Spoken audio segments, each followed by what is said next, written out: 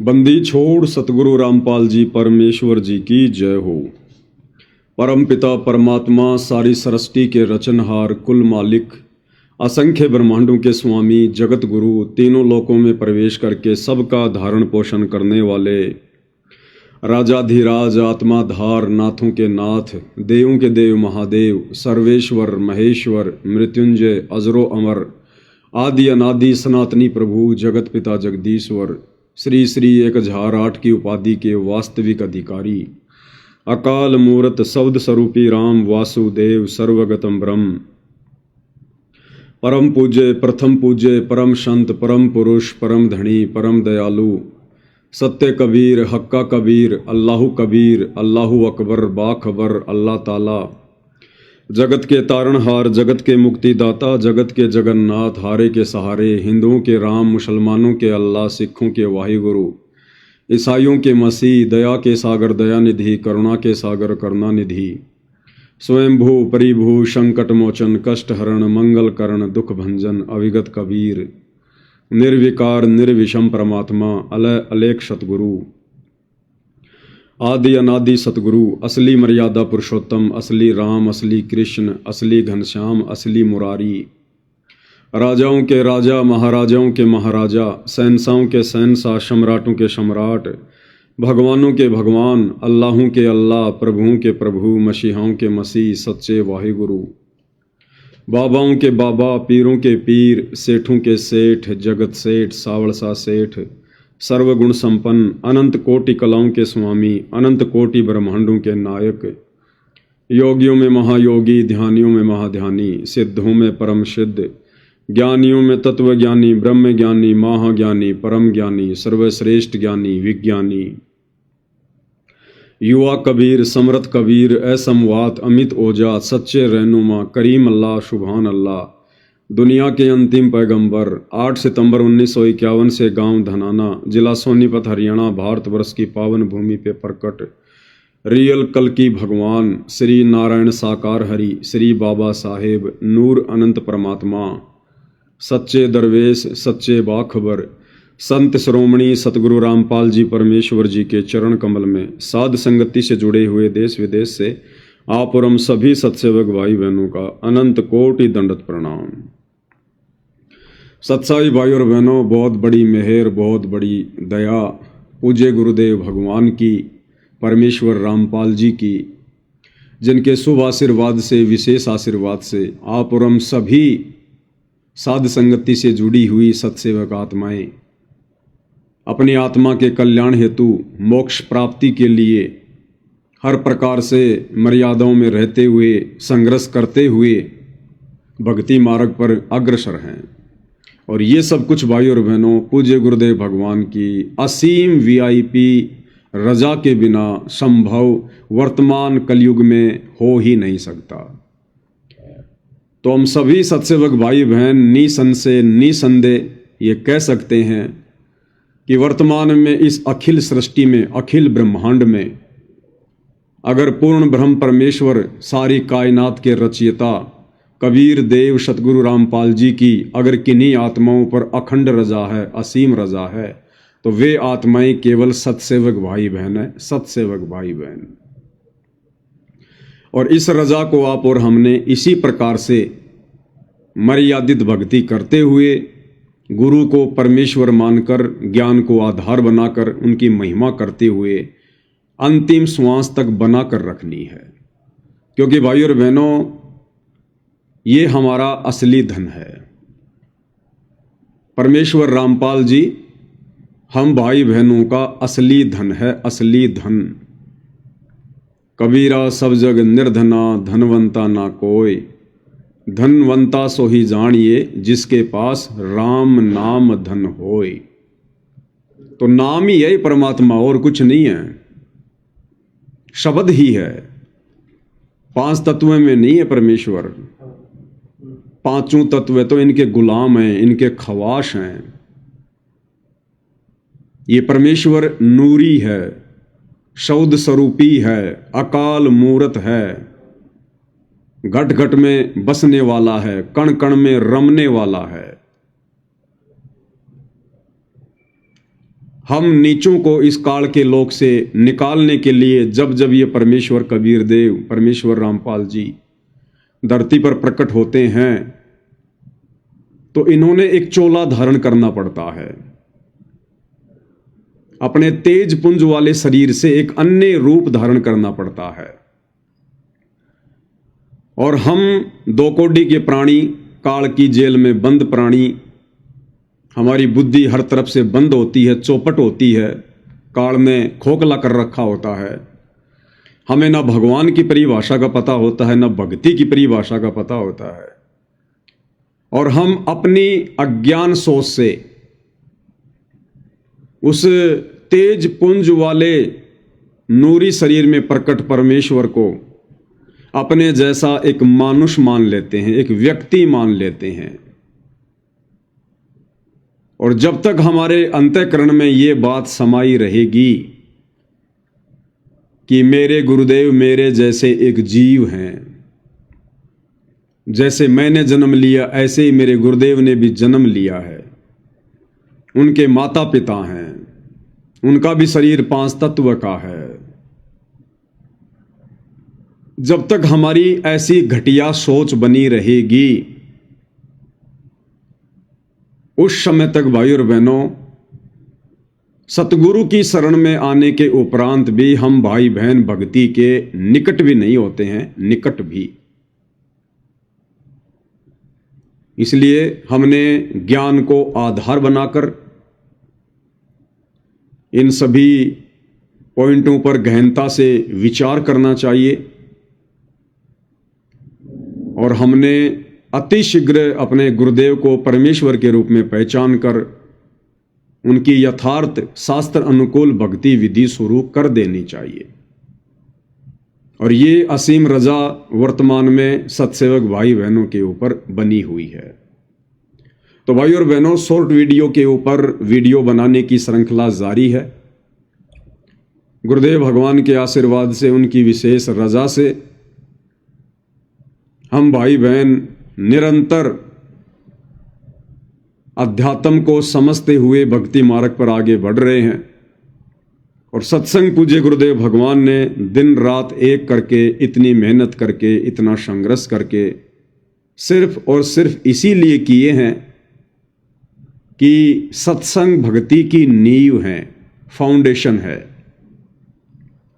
अगर भगत ने सत्संग अच्छे से नहीं सुने, नहीं समझे, और समझने के बाद यदि सत्संगों पर अमल नहीं किया, अपने जीवन में परमेश्वर की वाणियों को नहीं उतारा, तो भाई और बहनों, फिर हम परमेश्वर की उसी वाणी की श्रेणी में आएंगे जिस वाणी में परमेश्वर कहते हैं कि भक्ति बिना नर और खर एक है, जिन हरि पद ना जाण्या, पूर्ण ब्रह्म की परख नहीं रे, पूज मरे पाषाणा। फिर हमारे में और गधे में कोई अंतर नहीं होगा। इसलिए परमेश्वर ने हमें जो ये अनमोल मनुष्य शरीर दिया है, 84 लाख योनियों से भिन्न,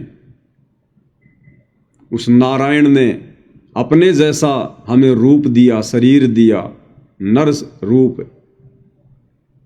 और हमें विशेष बुद्धि प्रदान की है, सोचने समझने की क्षमता, चिंतन मनन करने की क्षमता, तर्क वितर्क करने की क्षमता, निष्कर्ष निकालने की क्षमता। तो हम इस मनुष्य शरीर में भरपूर फायदा उठाएं। अन्यथा परमात्मा स्पष्ट कर चुके हैं, अगर तुमने भक्ति नहीं की और मर्यादाओं में रहकर नहीं की, तो अंत में तुम्हारा भी ये मनुष्य शरीर 84 लाख योनियों में जितने भी जीव जंतु प्राणी हैं उनके जैसा ही होगा, यदि तुमने इस मनुष्य शरीर को प्राप्त करके और परमेश्वर की प्राप्ति नहीं की तो भाई और बहनों, शॉर्ट वीडियो के माध्यम से हम आगे बढ़ते हैं। क्या हुआ?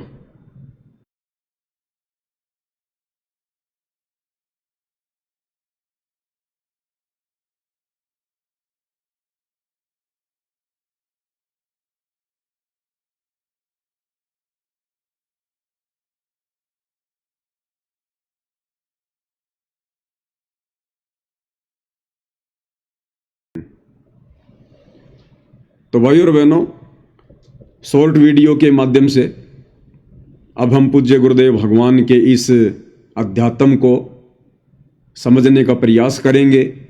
वो तमाम जानकारियां प्राप्त करेंगे जिन जानकारियों के अभाव में हम लोग मर्यादा तुड़वा बैठते हैं, जिन जानकारियों के अभाव में हमारे ऊपर काल का दाव लग जाता है, जिन जानकारियों के अभाव में हर बार इस परमेश्वर की प्राप्ति होने के उपरांत भी हम ये मौका चूक जाते हैं मोक्ष वाला। तो गुरुदेव भगवान चाहते हैं कि हम आत्माएं ज्ञान को आधार बनाकर इतनी दृढ़ हो जाएं कि हम खुद तो काल के जाल से बचकर अपनी भक्ति सफल करें, अपने संपर्क में आने वाले अन्य भगत भाई बहनों को भी हम गुरुदेव के ज्ञान आधार से दृढ़ता प्रदान करें, उनके विश्वास को दृढ़ता दें। तो जो सबसे पहला वीडियो है, इस वीडियो में पूज्य गुरुदेव भगवान अपनी तमाम संगत को, अपनी प्यारी आत्माओं को दिशा निर्देश दे रहे हैं कि सतगुरु से उपदेश प्राप्त करने के बाद एक भगत की रहनी करनी कैसी होनी चाहिए, भगत का जीवन कैसा होना चाहिए, उसका उठना बैठना बोलना चलना पहनना खाना पीना कैसा होना चाहिए। और गुरुदेव भगवान ने सत्संग में कहा है कि बच्चों, जो सत्संग किए जा रहे हैं इन सत्संगों में प्रथम कक्षा से लेकर पीएचडी तक का ज्ञान है। और जैसे जैसे जिस आत्मा की बुद्धि सत्संग सुनकर विकसित होती चली जाएगी, वो आत्मा उतना ही अनमोल खजाना इन सत्संगों में से निकालती चली जाएगी। तो परमेश्वर इस सत्संग में जो दिशा निर्देश दे रहे हैं वो दोनों ही प्रकार की आत्माओं के लिए दे रहे हैं। एक वो आत्मा जो अभी नई नई भक्ति मार्ग से जुड़ी है, 2, 4, 5, 6 महीने हुए हैं, और दूसरी वो आत्मा जिसको काफी लंबा समय हो गया सतगुरु के भक्ति मार्ग पर। तो परमेश्वर विशेष तौर पर माता बहनों के लिए आदेश दे रहे हैं हार श्रृंगार के विषय में। और गुरुदेव भगवान कह रहे हैं कि नाम दीक्षा लेने के बाद में माथे पर टिक्की लगाना, मांग में सिंदूर भरना, परमेश्वर ने बताया अब इन आडंबरों की कोई आवश्यकता नहीं रह जाती, क्योंकि आज से पहले हमें ज्ञान नहीं था, हमें यथार्थ भक्ति प्राप्त नहीं थी, और हम सामाजिक परंपराओं में फंसे हुए थे। कोई हमें बताने वाला था ही नहीं कि सही क्या है गलत क्या है, ये क्यों करते हैं क्यों नहीं करते हैं, इनका क्या रीजन है। और हम लोग एक परंपरा के तहत इस वजन को गधे की तरह ढोते चले आ रहे थे। अब परमेश्वर ने अपना यथार्थ तत्व ज्ञान देकर हमारे वजन को हल्का किया है। तो गुरुदेव भगवान माता बहनों को आदेश दे रहे हैं कि उपदेश प्राप्त करने के बाद में ये टिक्की लगाना, सिंदूर भरना, इन चीजों की कोई आवश्यकता नहीं है। सिंदूर भरने से सामाजिक परंपरा के अनुसार जो पाखंड हमारे नकली धर्म गुरुओं ने समाज में फैला रखा है कि मांग में सिंदूर भरने से औरत का सुहाग अमर होता है, लेकिन परमेश्वर ने इस बात का खंडन किया कि सुहाग तो अमर उस समय रहेगा जब आप यथार्थ शास्त्र अनुकूल भक्ति करोगे,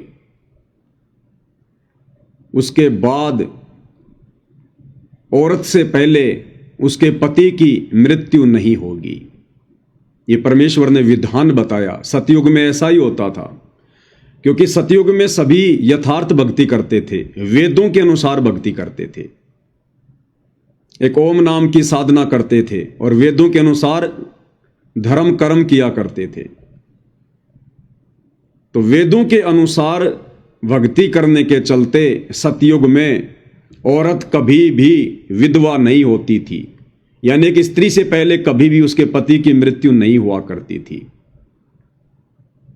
और उस समय ना वो स्त्रियां अपनी मांग में सिंदूर भरा करती थी, ना कोई टिक्की लगाया करती थी। और जैसे जैसे भक्ति का स्तर नीचे गिरता गया,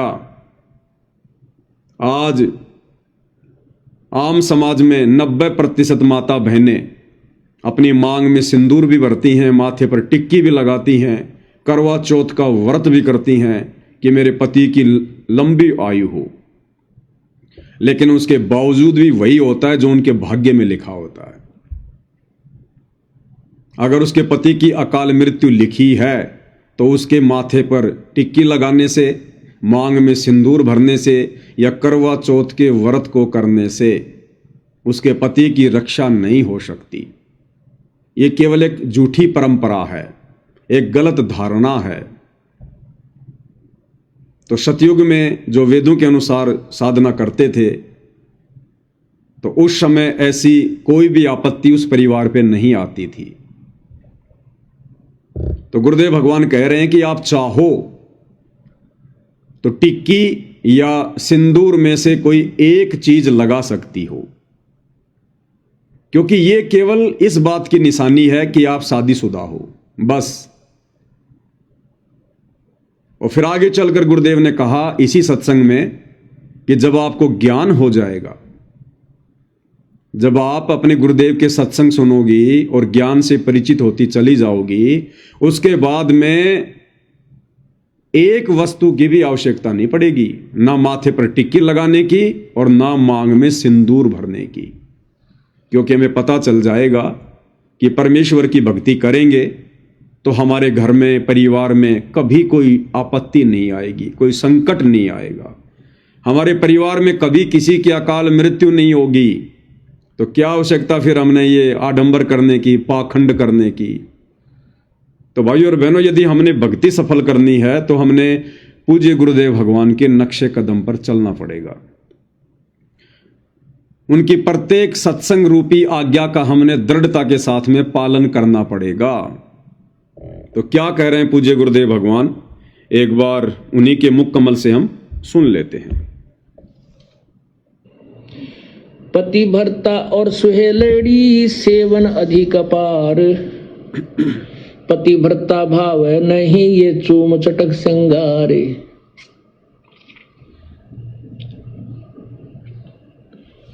पुण्यात्माओं, इसमें दोनों ही हमें आदेश दे रहा है परमात्मा, दोनों ही निर्देश हैं। अपने साधारण जीवन में और इस भक्ति जीवन में हमने कैसे जीना है। पतिव्रता और स्वेलड़ी सेवन अधिक अपार, वो अधिक से अधिक जो पुण्यात्मा है, पतिव्रता यानी एक इष्ट पर आश्रित पुण्यात्माएं हैं, वो अधिक से अधिक सेवन यानी पूजा करती हैं। और वो पतिव्रता भावनी चोम चटक श्रृंगार, पतिव्रता को किसी भी प्रकार के बाह्य आडंबर करने की आवश्यकता नहीं। कहते हैं इन श्रृंगारों की परमात्मा को कति आवश्यकता नहीं, वो अंदर से जानता है ये कितना भगत है और उसमें उतना ही प्रेम होता है प्रभु का।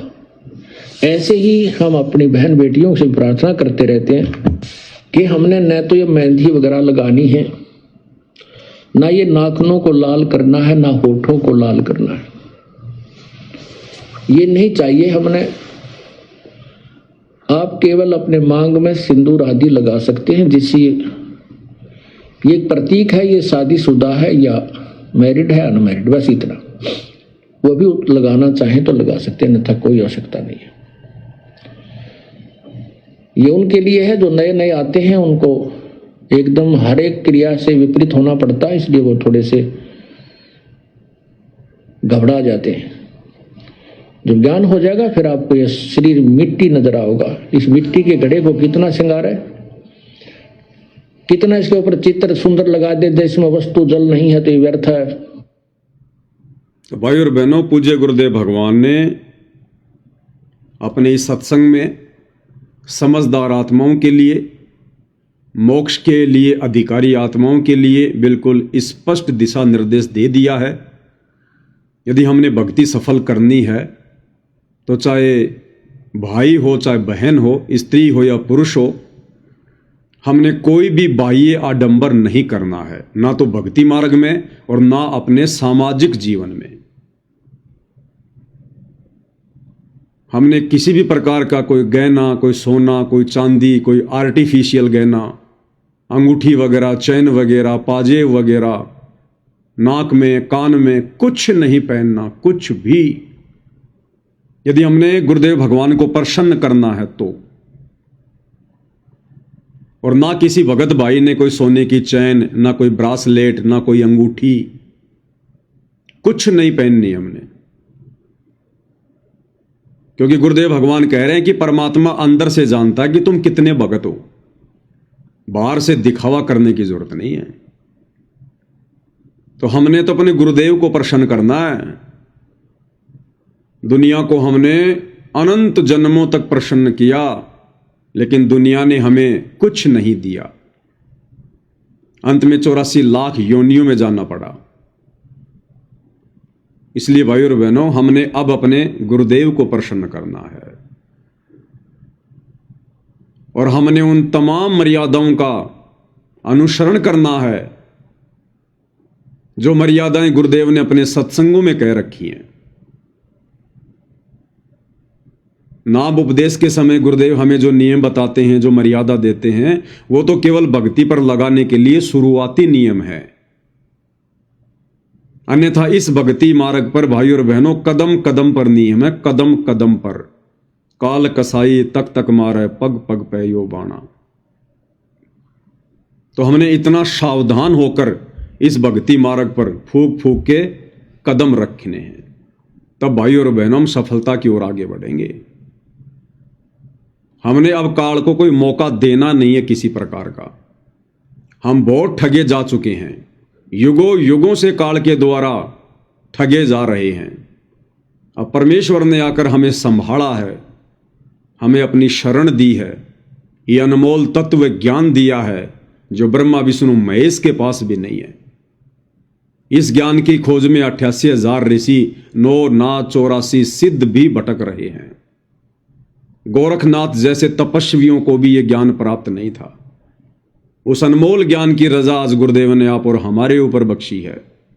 तो ये हमारा अनमोल भक्ति धन है, इससे बड़ा कोई धन नहीं है। और कोई मूर्ख व्यक्ति होगा जो ऐसे अनमोल धन को ठोकर मारेगा या हल्के में लेगा। तो अब हमने किसी भी प्रकार का मौका ना ही तो काल को देना है और ना ही हमने गुरुदेव भगवान को नाराज करने का देना है। तो माता बहनों ने विशेषकर परमेश्वर की प्रत्येक मर्यादाओं को फॉलो करते हुए भक्ति मार्ग पर आगे बढ़ना है। इसके बाद भाई और बहनों, अगला जो सत्संग है इसमें पूज्य गुरुदेव भगवान कुछ यथार्थता बता रहे हैं, सच्चाई बता रहे हैं भक्ति मार्ग की।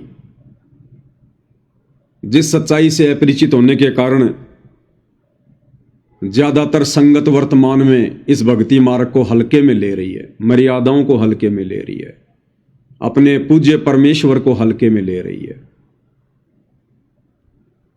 वैसे तो परमेश्वर ने अपने अनेकों सत्संगों में क्लियर कर दिया, स्पष्ट कर दिया है, संकेतों में भी और स्पष्ट रूप से भी, कि बच्चों इस दास के यहां से वापस सतलोक जाने के बाद मोक्ष के दरवाजे बंद हो जाएंगे। इसलिए हर प्रकार से जागरूक रहकर अपनी भक्ति को कम से कम समय में सफल करने का प्रयास करो। उसी दिशा में गुरुदेव भगवान हमें समझा रहे हैं कि अब तो हो सकता है कम कदर हो। गुरुदेव भगवान कह रहे हैं कि वर्तमान में तो हो सकता है मेरी इतनी इज्जत ना हो, इतनी मेरी ये कदर ना हो, क्योंकि इस गंदे लोक का ये विधान है, ये रूल है। जबरदस्ती भगवान करते नहीं है और आसानी से इंसान मानता नहीं है। तो गुरुदेव कह रहे हो सकता है वर्तमान में मेरी इतनी कदर ना हो, लेकिन जाने के बाद दुनिया याद किया करेगी। अब जाने के बाद याद करो या ना करो भाई और बहनों, अगर मोक्ष ही नहीं हुआ तो क्या फायदा फिर। तो ये तो गुरुदेव उन लोगों के लिए कह रहे हैं जो लोग इस अनमोल मौके को गुरुदेव भगवान के रहते सहते चूक जाएंगे। बाद में इन्हीं सत्संगों को सुन सुन के वो रोया करेंगे, पछताया करेंगे कि ये बातें हम लोगों को उस समय समझ में क्यों नहीं आई। और वर्तमान में जिन जिन आत्माओं को गुरुदेव ने अपनी शरण दे दी है, उन आत्माओं को गुरुदेव समय रहते संकेत कर रहे हैं कि नादानो, ये ना सोचना कि अगर बार बार मैं सत्संगों में कह रहा हूं कि ये मार्ग हजारों साल चलेगा, हजारों साल चलेगा, तो तुम भी कहीं हल्के में ले लो कि हजारों साल में तो सैकड़ों मनुष्य जन्म हो जाएंगे, इस जन्म में नहीं तो अगले जन्म में पार हो जाएंगे, उसमें नहीं तो अगले जन्म में पार हो जाएंगे, हजारों साल मार्ग चलेगा। तो गुरुदेव इस सत्संग के माध्यम से स्पष्ट कर रहे हैं कि इस वहम में मत रहना। और गुरुदेव करेंगे जाने के बाद दुनिया याद किया करेगी, केवल यादें रह जाएंगी, केवल यादें, जैसे किसी के मरने के बाद केवल उसकी यादें शेष रह जाती हैं। तो आप और हम भगत भाई बहनों ने समय रहते संभलने की जरूरत है, समझने की जरूरत है। तो क्या कह रहे हैं गुरुदेव भगवान, उन्हीं के मुख कमल से सुनते हैं। हो सकता है कम कदर करेंगे, लेकिन जब हम यहां से चले जाओगे, जब यह दुनिया याद करा करेगी, ताकि हमारे तो उजड़े घर बस के और आने वाली पीढ़ी भी याद करा करेंगी कि ये व्यवस्था हमारे घर में होए होए। तो ये इतना बहुत ही लाभदायक और उत्तम मिशन है। अगर ये ठीक ढंग से चल गया, बंदी छोड़ की कृपा रही और आप लोगों का सहयोग रहा, तो आप देखना। और क्या करें गुरुदेव भगवान कि ये इतना अच्छा मिशन है, इतना उत्तम मिशन है, अगर ये सफल हो गया, अगर ये चल गया, और यदि आप लोगों का सहयोग रहा, यानी गुरुदेव भगवान कह रहे हैं कि बच्चों मैं तो संघर्ष कर ही रहा हूं इस काललोक के हिसाब से, लेकिन तुम लोगों ने भी मेरा पूरा सहयोग देना पड़ेगा, तुम लोगों ने भी संघर्ष करना पड़ेगा। मैं जैसा जैसा तुम्हें बताता जाऊं, जो जो मर्यादा तुम्हें बताऊं, तुमने तो उस मर्यादा में रहकर भक्ति करनी है, साथ में अन्य भाइयों को भी समझाना है, बताना है, दूसरों को भी मर्यादा का पाठ पढ़ाना है, भक्ति का पाठ पढ़ाना है, संघर्ष करना है, सहयोग करना है। लेकिन वर्तमान में भाई और बहनों काल प्रेरणा से क्या हो रहा है, सहयोग तो छोड़िएगा, उल्टा परमेश्वर के मिशन को उन्हीं लोगों के द्वारा, जिन लोगों से गुरुदेव ने एक उम्मीद रखी थी, जो शुरुआती समय में भक्ति पारक पर जुड़े थे, गुरुदेव के आसपास रहा करते थे, आज जिन्हें हम बड़े बड़े भगत कहते हैं, गुरुदेव के बेटा बेटी भाई बंधु रिश्तेदारों के नाम से जानते हैं, कोऑर्डिनेटरों के नाम से जानते हैं, उन लोगों से गुरुदेव ने एक उम्मीद बांधी थी कि ये मेरे बच्चे यदि इस मिशन को अच्छे से समझ गए, इस मार्ग को समझ गए, तो ये मेरा सहयोग देंगे इस मिशन को सफल बनाने में। लेकिन आज हम क्या देख रहे हैं भाई और बहनों, काल प्रेरणा से सबसे ज्यादा रोड़ा परमेश्वर के मिशन में, उनके मार्ग में आज वही भगत भाई बहन उत्पन्न कर रहे हैं जिनसे गुरुदेव ने कभी एक उम्मीद बांधी थी। गुरुदेव के बेटा बेटी भाई बंधु रिश्तेदार, ये कोऑर्डिनेटर, पुराने पुराने भगत,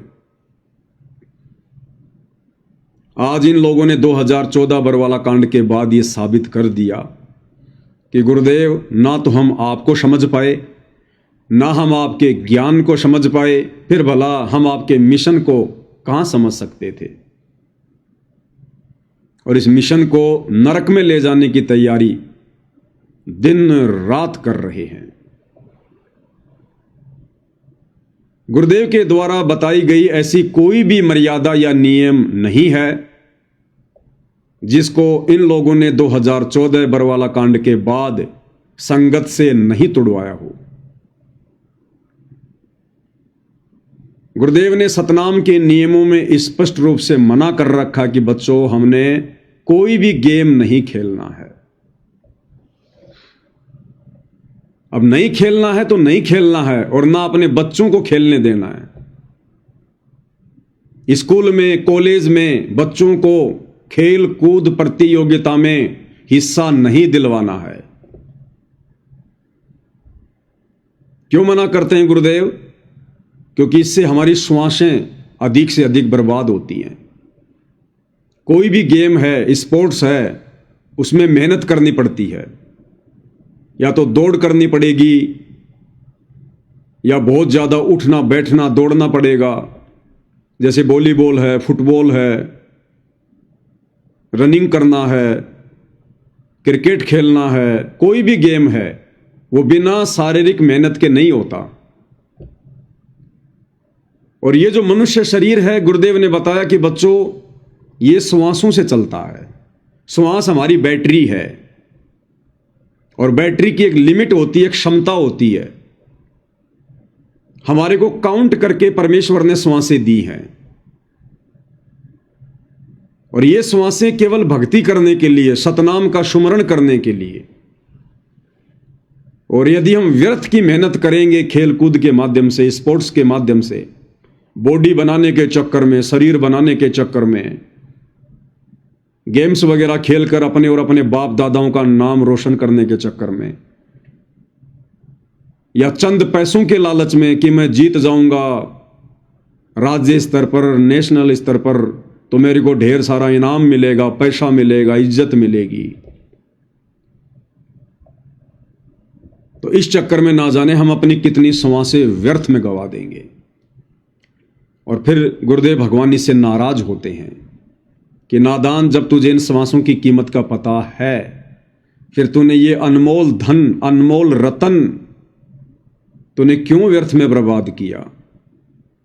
चंद सांसारिक झूठी संपत्ति के लिए? अगर तू राज्य स्तर पर जीत गया, नेशनल स्तर पर जीत गया, चलो तू ओलंपिक में मेडल ले आया सोने का, तुझे क्या मिलेगा? ज्यादा से ज्यादा 10 दिन देश में तेरी वाहवाही होगी, ज्यादा से ज्यादा 10 दिन। 1 महीने बाद तो कोई तेरा नाम भी नहीं जानेगा। सरकार तुझे 10-20 लाख रुपए दे देगी, 1 करोड़ रुपए दे देगी, 1-2 तुझे गाड़ियां दे देगी, एक तुझे कोई मकान दे देगी, इससे ज्यादा तो कुछ नहीं मिलना। और नादान, तूने अपना धन कितना बर्बाद कर दिया? इस झूठे सांसारिक धन के चक्कर में तूने अपना ओरिजिनल धन कितना बर्बाद कर दिया? श्वासें, एक एक श्वास की गुरुदेव कीमत समझाते हैं कि कहता हूं कहीं जात हूं, कहूं बजाकर डोल, और श्वास जो खाली जात है, ये 3 लोक का मोल। ये पृथ्वी लोक, अब ये पृथ्वी कितनी बड़ी है? अरे तेरे को तो सरकार ने केवल एक अच्छे से शहर में 1 करोड़ का कोई बंगला दे दिया होगा, 100 गज का, 200 गज का, 500 गज का एक छोटा सा बंगला दे दिया, 1 करोड़ का, 2 करोड़ का। और तेरी एक श्वास की कीमत कितनी है? ये पूरी पृथ्वी, पूरी पृथ्वी, ये पृथ्वी लोक, फिर इसके नीचे पाताल लोक, ऊपर स्वर्ग लोक, और अकेले स्वर्ग लोक में 5 करोड़ पृथ्वियां हैं, इससे भी बड़ी बड़ी। तो गुरुदेव भगवान कह रहे हैं कि नादान आत्मा, तेरी एक श्वास की कीमत के बराबर भी नहीं है ये तीनों लोक। कहता हूं कहीं जात हूं, कहूं बजाकर ढोल, और श्वास जो खाली जात है 3 लोक के मोल। और नादान, तूने 1 करोड़ 2 करोड़ रुपए के चक्कर में, एक 200 गज के प्लाट के चक्कर में दुनिया से झूठी तालियां बजवाने के चक्कर में, वाहवाही के चक्कर में, और तूने अपनी लाखों श्वासें बर्बाद कर दी, लाखों श्वासें स्पोर्ट्स के चक्कर में, गेम के चक्कर में। इसलिए परमेश्वर मना करते हैं कि अभी तुम्हें कीमत का पता नहीं है, तुम तो झूठे सुख को सुख मान रहे हो। झूठे सुख को सुख कहें ये मान रहा मनमोद, और शकल चबीना काल का, कुछ मुख में कुछ गोद। तो सत्संग करने का गुरुदेव का मकसद यही है कि हम समझें कीमत को, हमारा असली धन क्या है, सबसे कीमती धन क्या है। इसलिए गुरुदेव भगवान हमें कहते हैं कि बच्चों तुमने कोई गेम नहीं खेलना, सहयोग भी नहीं करना, क्योंकि जिस कार्य को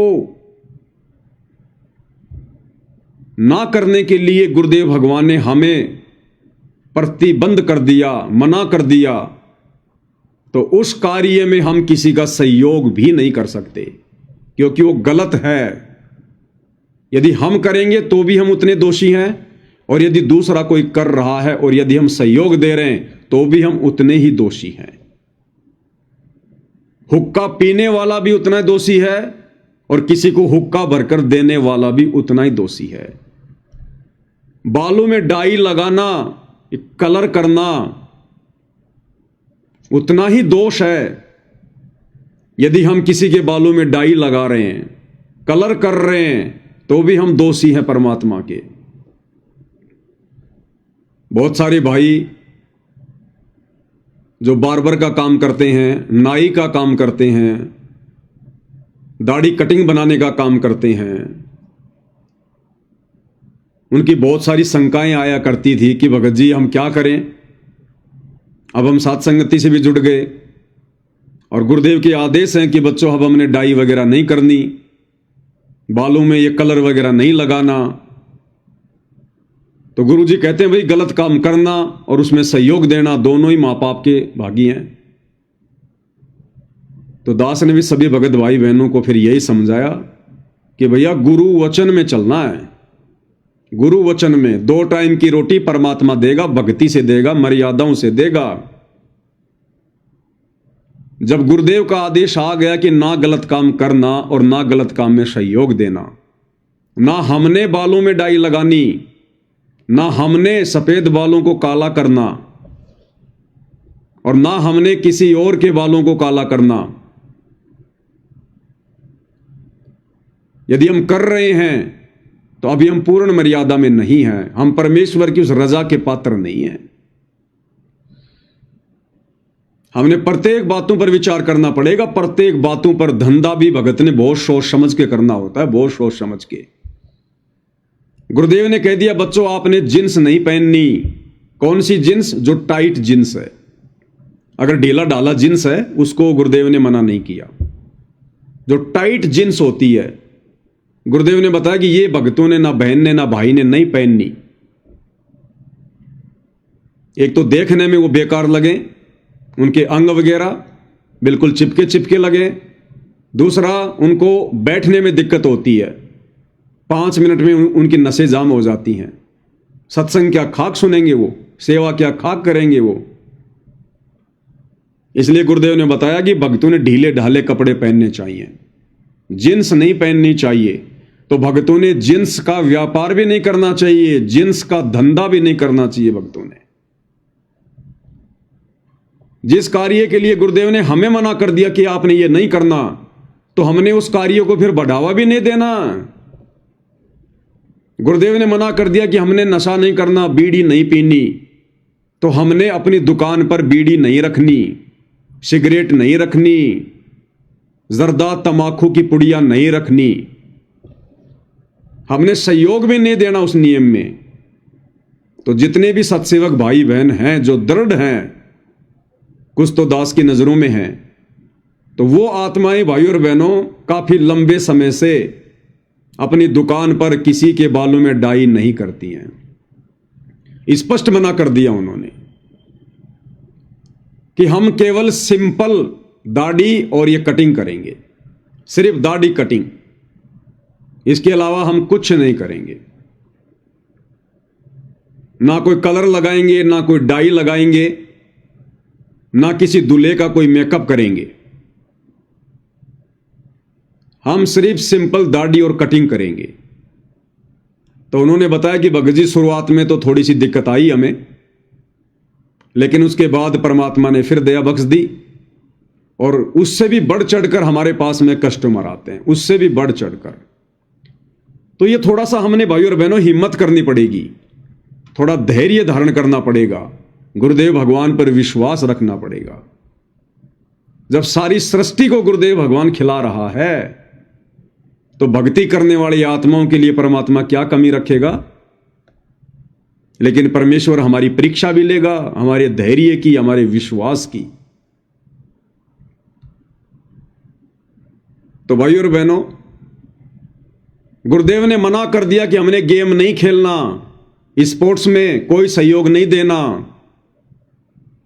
परमेश्वर ने हमारे से एक उम्मीद लगाई कि मेरे बच्चे मेरा सहयोग करेंगे, लेकिन वही बच्चे गुरुदेव के जेल जाने के बाद सतनाम के नियमों में लिखी हुई इन मर्यादाओं को तार तार करते हुए, अपने पैरों तले रौंदते हुए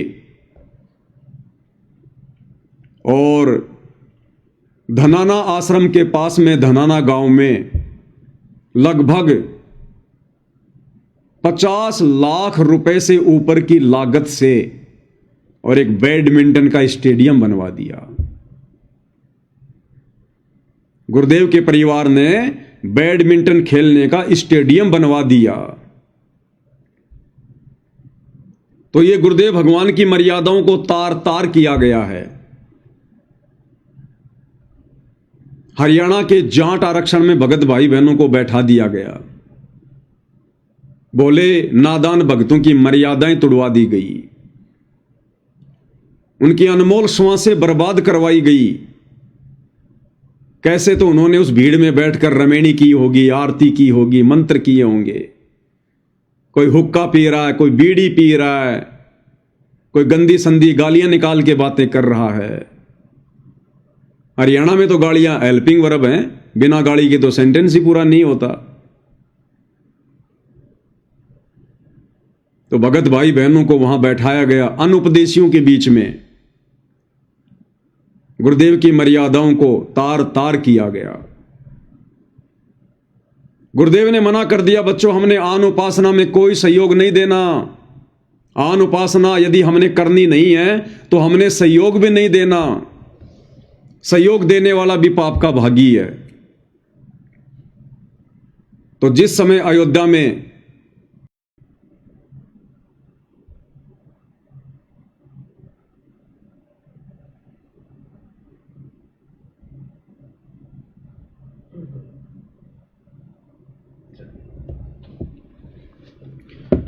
बीच बीच में थोड़ा नेट वगैरह की दिक्कत आ जाती है भाई और बहनों।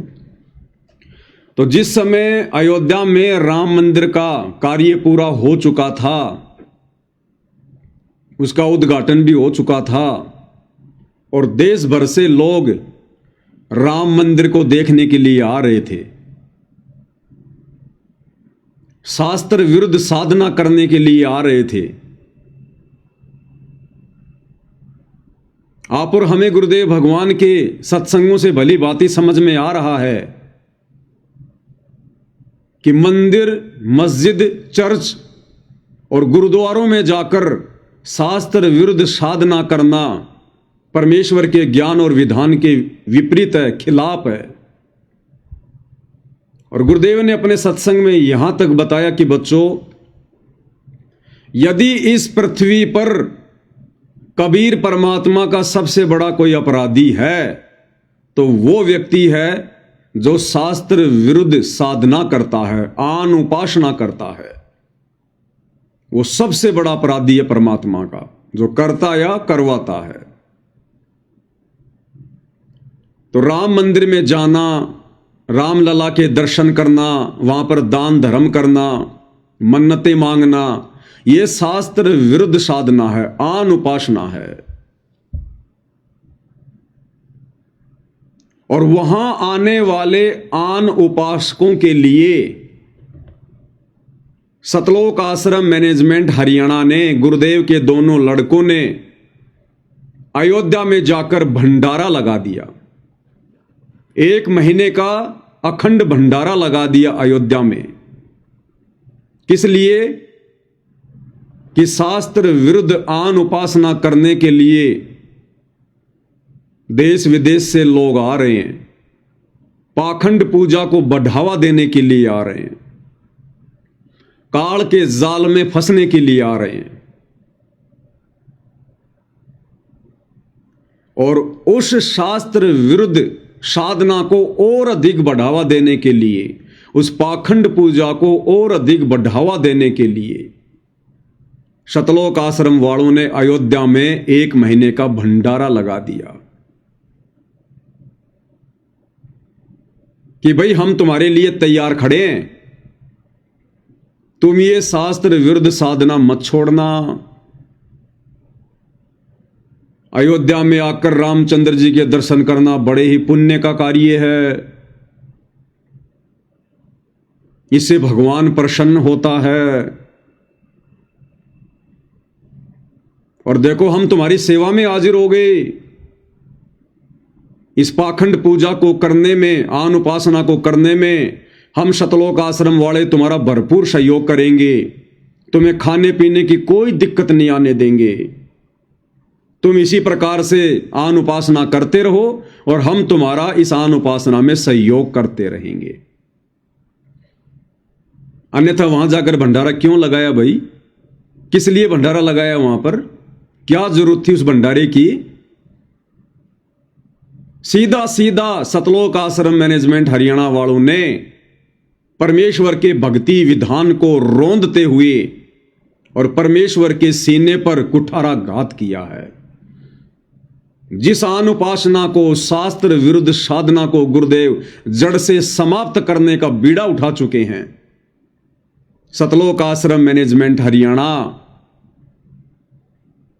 उसके विरुद्ध होकर, परमेश्वर के मिशन के विरुद्ध होकर और काल का सहयोग कर रहे हैं, आन उपासना में सहयोग कर रहे हैं। अन्यथा कोई भी बुद्धिमान भगत ये विचार कर सकता है कि अयोध्या में जाकर आन उपासकों के लिए भंडारा लगाने का क्या औचित्य था, क्या मतलब था। पागल से पागल भगत भी ऐसा कुकृत्य नहीं करेगा जिससे आन उपासना को बढ़ावा मिले, पाखंड पूजा को बढ़ावा मिले। तो गुरुदेव भगवान ने इन लोगों से एक उम्मीद बांधी थी कि ये मेरे मिशन में मेरा सहयोग करेंगे, और इन लोगों ने परमेश्वर के मिशन की धज्जियां उड़ा रखी हैं, धज्जियां। क्योंकि संगत में काल एक्टिव है, ये कलयुग की पिछली पीढ़ी है। उसी ने कहा था कि आप कलयुग में जितने मर्जी जीव ले जाना, तो आसानी से लेकर जाने देगा क्या? थोड़ी बहुत आत्माएं परमेश्वर की शरण में आई थी और 2014 के बाद उन आत्माओं को भक्ति से खाली करवाया जा रहा है, उनकी मर्यादाएं तुड़वाई जा रही है।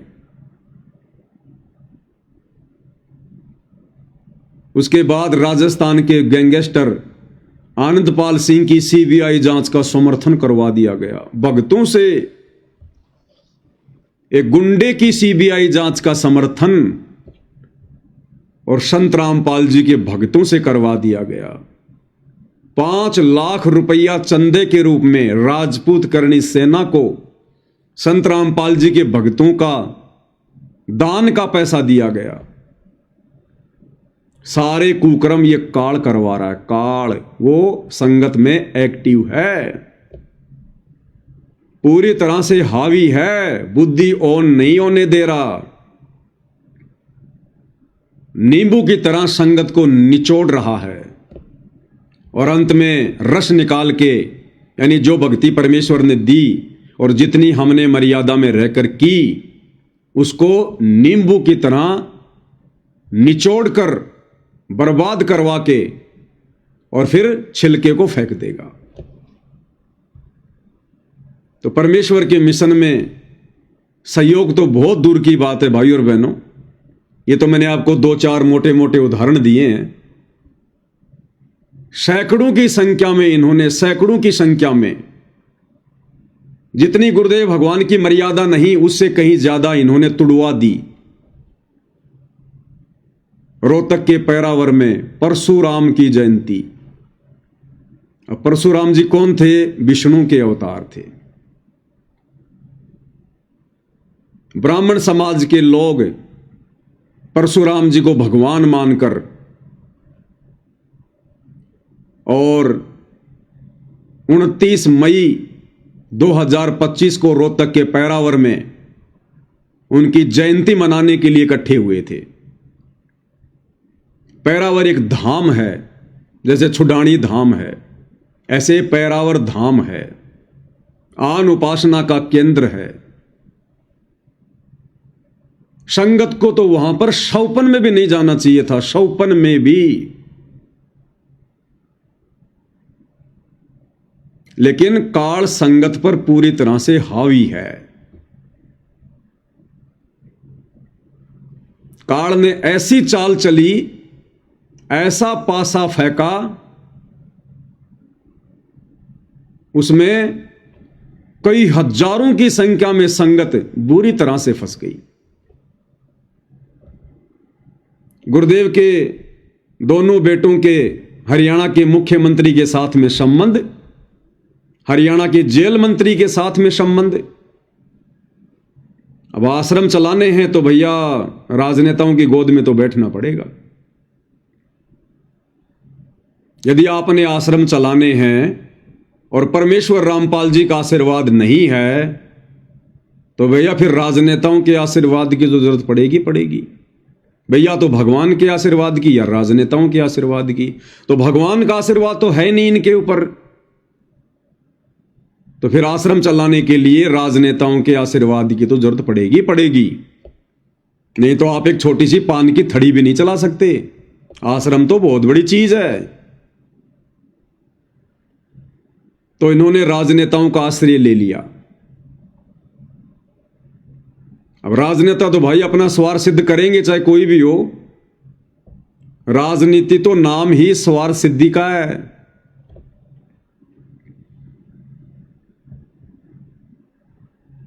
तो राजनेताओं ने कहा कि भैया भीड़ इकट्ठा करो, बाबा के भक्तों, और तो तुम हमें क्या दे सकते हो? तुम्हारे पास में क्या है? भाई राजनेताओं के पास और तो सब कुछ है, गाड़ी घोड़ा धन दौलत सब कुछ है, लेकिन राजनेताओं के पास में भीड़ नहीं होती। और भीड़ के बिना राजनेताओं को भाषण देने में आनंद नहीं आता। तो राजनेताओं ने कहा कि बाबा के लड़कों, बाबा के बच्चों, भीड़ इकट्ठा करो, भीड़। रोहतक के पैरावर में हमारी रैली है, हरियाणा के मुख्यमंत्री जी आ रहे हैं, जबरदस्त भीड़ होनी चाहिए। अब राजनेताओं का हुक्म शतलोक आश्रम वालों के लिए सराखों पर। अगर धार्मिक धंधा करना है तो, आश्रम चलाने हैं तो बेचारी भोली भाली नादान संगत को एक दिन पहले ही आश्रम में, धनाना आश्रम में यह कहकर इकट्ठा कर लिया गया कि शाम को 5 बजे से 7 बजे तक गुरुजी दर्शन देंगे और उसके बाद फिर सत्संग होगा और फिर संगत को वहीं रोक लिया गया आश्रम में। और उधर से हरियाणा सरकार ने 700 बसें रात्रि में शतलोक आश्रम धनाना में भेज दी। बेचारी नादान संगत को गुरुजी का आदेश बताकर, जिस गंदी राजनीति के हमारे गुरुदेव भगवान आसपास भी नहीं रहते, आसपास भी, और गुरुदेव का आदेश बताकर बेचारे नादान भक्तों को परशुराम की जयंती पर ले जाकर छोड़ दिया गया। उस समाधि पर ले जाकर छोड़ दिया, आन उपासना के केंद्र पर ले जाकर छोड़ दिया। काल ऐसे ही मर्यादा तुड़वाता है। काल ऐसे ही सूक्ष्म चाल चलता है। और गुरुदेव ने इनसे उम्मीद बांधी थी कि ये बच्चे आगे चलकर मेरा सहयोग करेंगे, मेरे मिशन को आगे बढ़ाएंगे। और आज इन्होंने मिशन की ऐसी की तैसी करके रख दी, ऐसी की तैसी। बाकी इनके कुकृत्य भाई और बहनों आपको भली भांति पता है। दास बार बार रिपीट करने की आवश्यकता नहीं समझता है।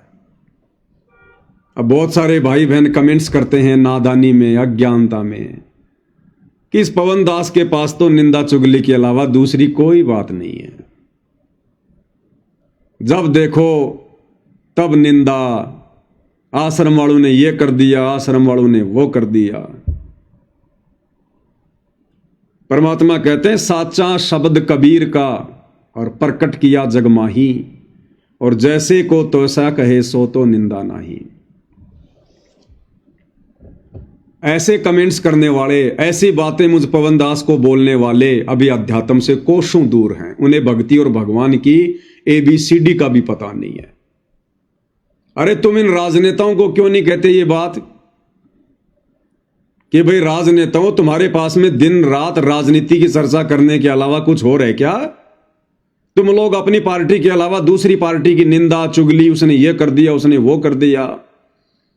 बीजेपी वालों को जब देखो कांग्रेस वालों ने ये कर दिया, वो कर दिया, और कांग्रेस वालों को देखो बीजेपी वालों ने ये कर दिया, वो कर दिया।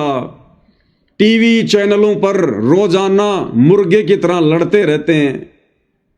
क्या आप लोगों ने कभी उन टीवी चैनल वालों को कहा या कभी उन राजनेताओं को कहा कि तुम्हारे पास में 24 घंटे राजनीति के अलावा, एक दूसरे की निंदा चुगली के अलावा कुछ और भी है क्या? लेकिन तुम नहीं कहोगे क्योंकि तुम्हें आनंद आता है। वर्तमान परिस्थितियां ऐसी ही हैं। ये युग परिवर्तन का दौर है, और इस युग परिवर्तन के समय में जो व्यक्ति पूर्ण ब्रह्म परमेश्वर कल की भगवान के विधान के विरुद्ध काल की गोद में बैठकर यदि उसके कार्य को सिद्ध करेगा, तो भाई उसी के विषय में बोला जाएगा, उसी के बारे में चर्चा होगी।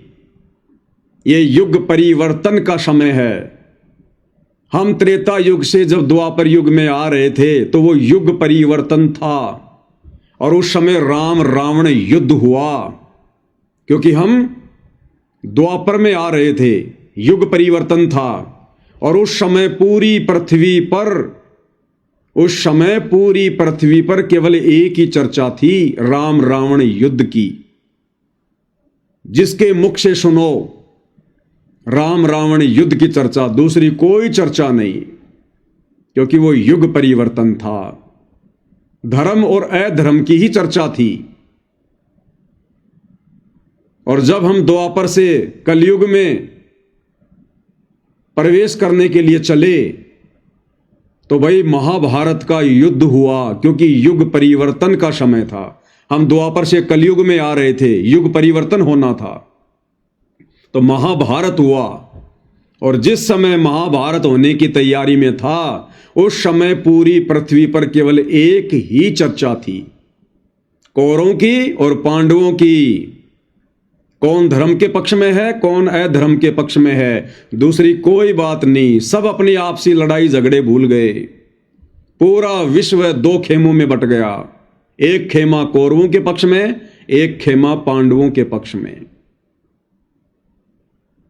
और वर्तमान ये जो समय चल रहा है, कलयुग की बिचली पीढ़ी, 2028 युग परिवर्तन का समय है। हम 1000 साल के लिए कलयुग से मिनी सतयुग में जा रहे हैं, और ज्यादा से ज्यादा हमारे पास में 3 वर्ष बचे हैं। 3 वर्ष उस राम रावण युद्ध से और महाभारत वाले युद्ध से भी ज्यादा विनाश होना है। ज्यादा विनाश, उससे भी कहीं ज्यादा तांडव मचने वाला है।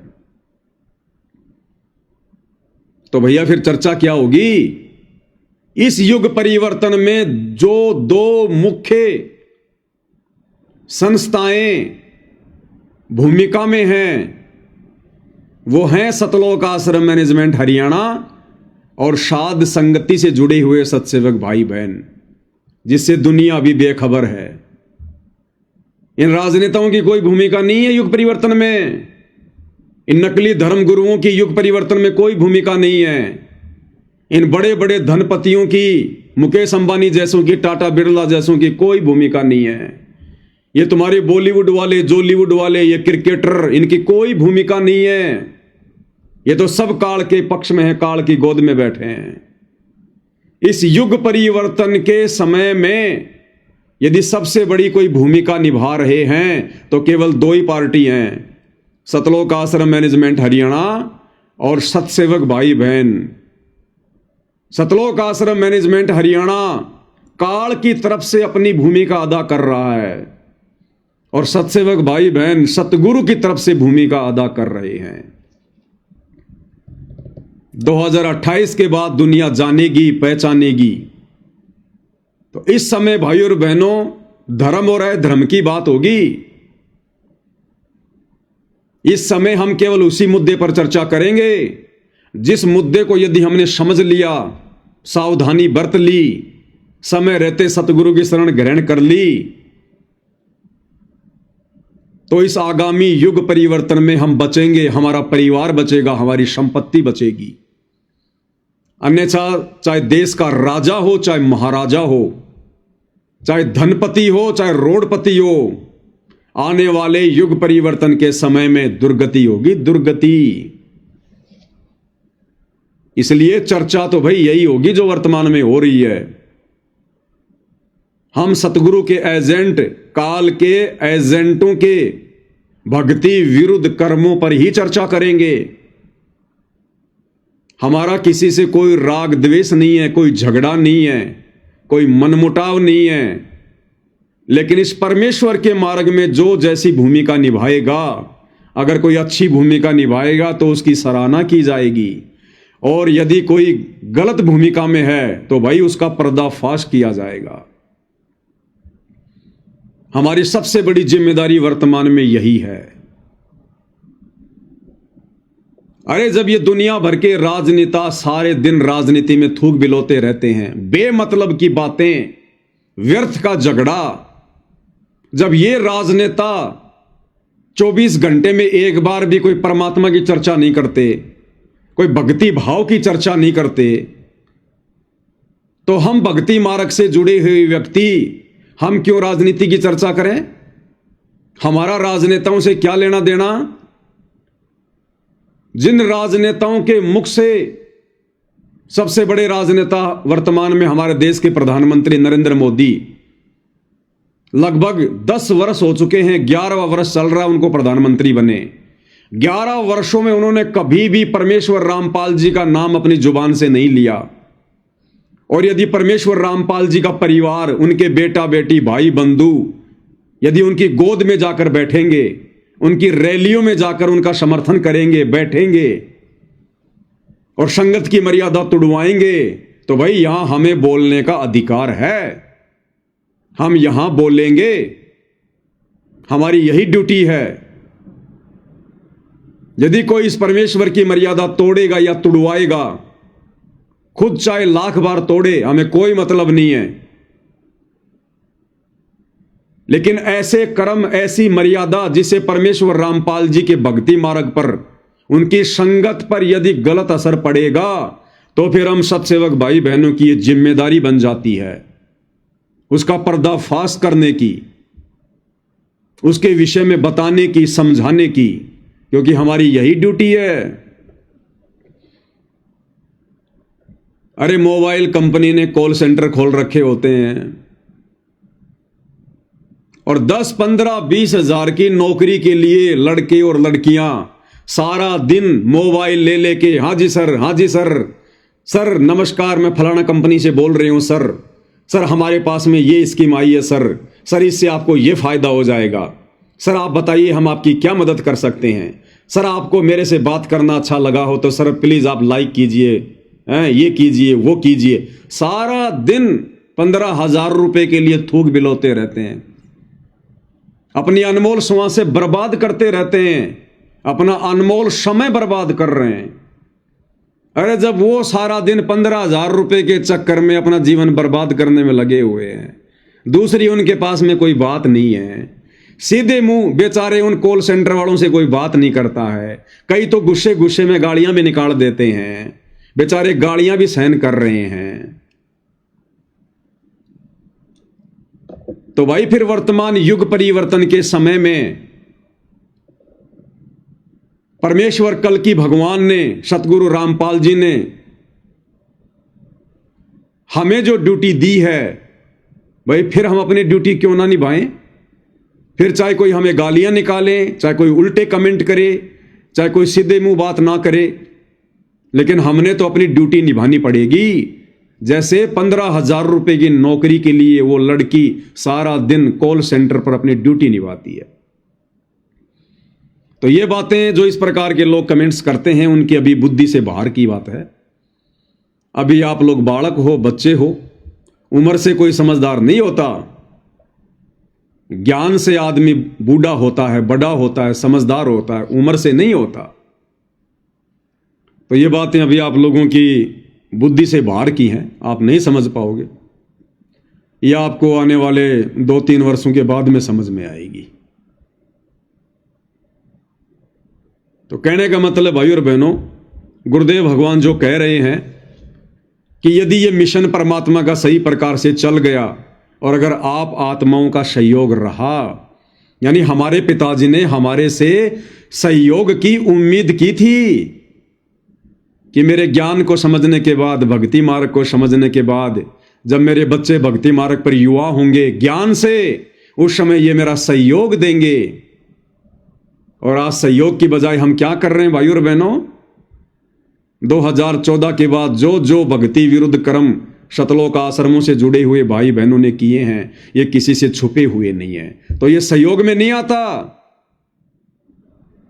ये परमेश्वर के विरोध में आता है, विरोध में। तो क्या कह रहे हैं गुरुदेव भगवान?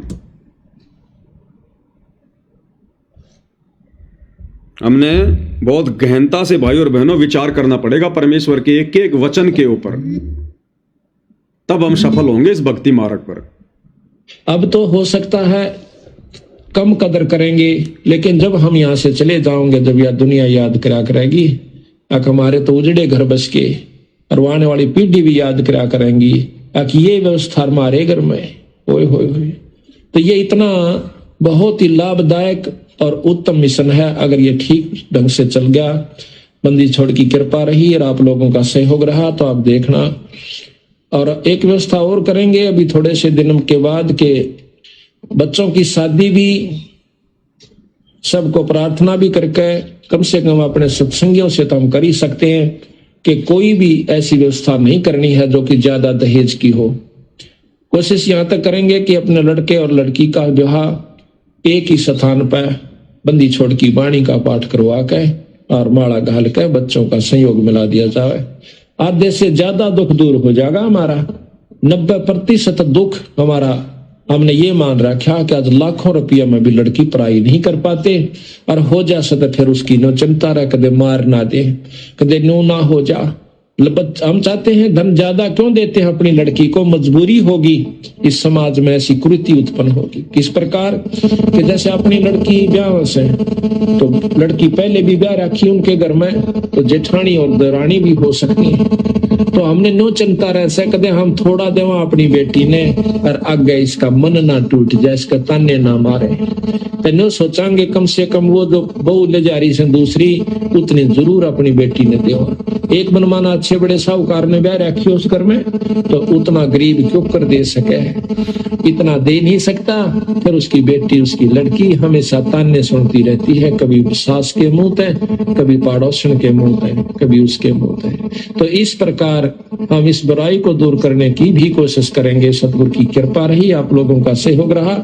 इसमें कुछ बहुत ही आसान काम हो जाएगा, आधी मेहनत में काम चलेगा। वो पैसा आप जोड़ते हो, उसको धर्म पर लाइयो, 10%, बाकी अपना आराम से कमाइयो और भक्ति करते रहियो। 90% चिंता आपकी। कबीर कुल करनी के कारण ये हंसा गया बिगो, तब कुल का को लाज है जब 4 पांव का हो। तो परमेश्वर गुरुदेव भगवान बार बार हमसे सहयोग की उम्मीद जता रहे हैं। यदि आप आत्माओं का सहयोग रहा तो, आप आत्माओं का सहयोग रहा तो। रमेणी के विषय में गुरुदेव भगवान चर्चा कर रहे हैं कि हम अपने सत्संगियों से तो प्रार्थना कर ही सकते हैं कि कोई भी ऐसी व्यवस्था नहीं होनी चाहिए जो ज्यादा दहेज की हो, फालतू के दिखावे की हो, आडंबर और पाखंड की हो। लेकिन इन सतलोक आश्रम वालों ने गुरुदेव भगवान के हिसार जेल जाते ही 2014 बरवाला कांड के बाद जगह जगह आश्रम खोलकर उस रमेणी जैसी पवित्र रस्म को भी इन्होंने रामायण बना दिया। रामायण। दास ने आपको ऐसे ऐसे वीडियो दिखाए हैं इन आश्रमों में होने वाली रमेणियों के, शादियों के। जगत वाली लड़कियां भी शर्मा जाएं। इतना हार श्रृंगार, इतना मेकअप, इतना गहना, इतने चटकीले भड़कीले कपड़े इन आश्रमों में बैठकर रमेणियों के समय में। तो ये कहां गुरुदेव भगवान का सहयोग कर रहे हैं? ये तो दोनों तरफ से पैसा लेते हैं। पैसा, एक एक पाठ 25,000 रुपए लड़की वाले से और 25,000 रुपए लड़के वाले से। बस इनको तो दोनों तरफ से दक्षिणा चाहिए। ये कहां दहेज को खत्म करेंगे? दहेज तो सबसे पहले ये ले लेते हैं। और उस 25,000 रुपए के चक्कर में फिर इनकी जुबान बंद हो जाती है।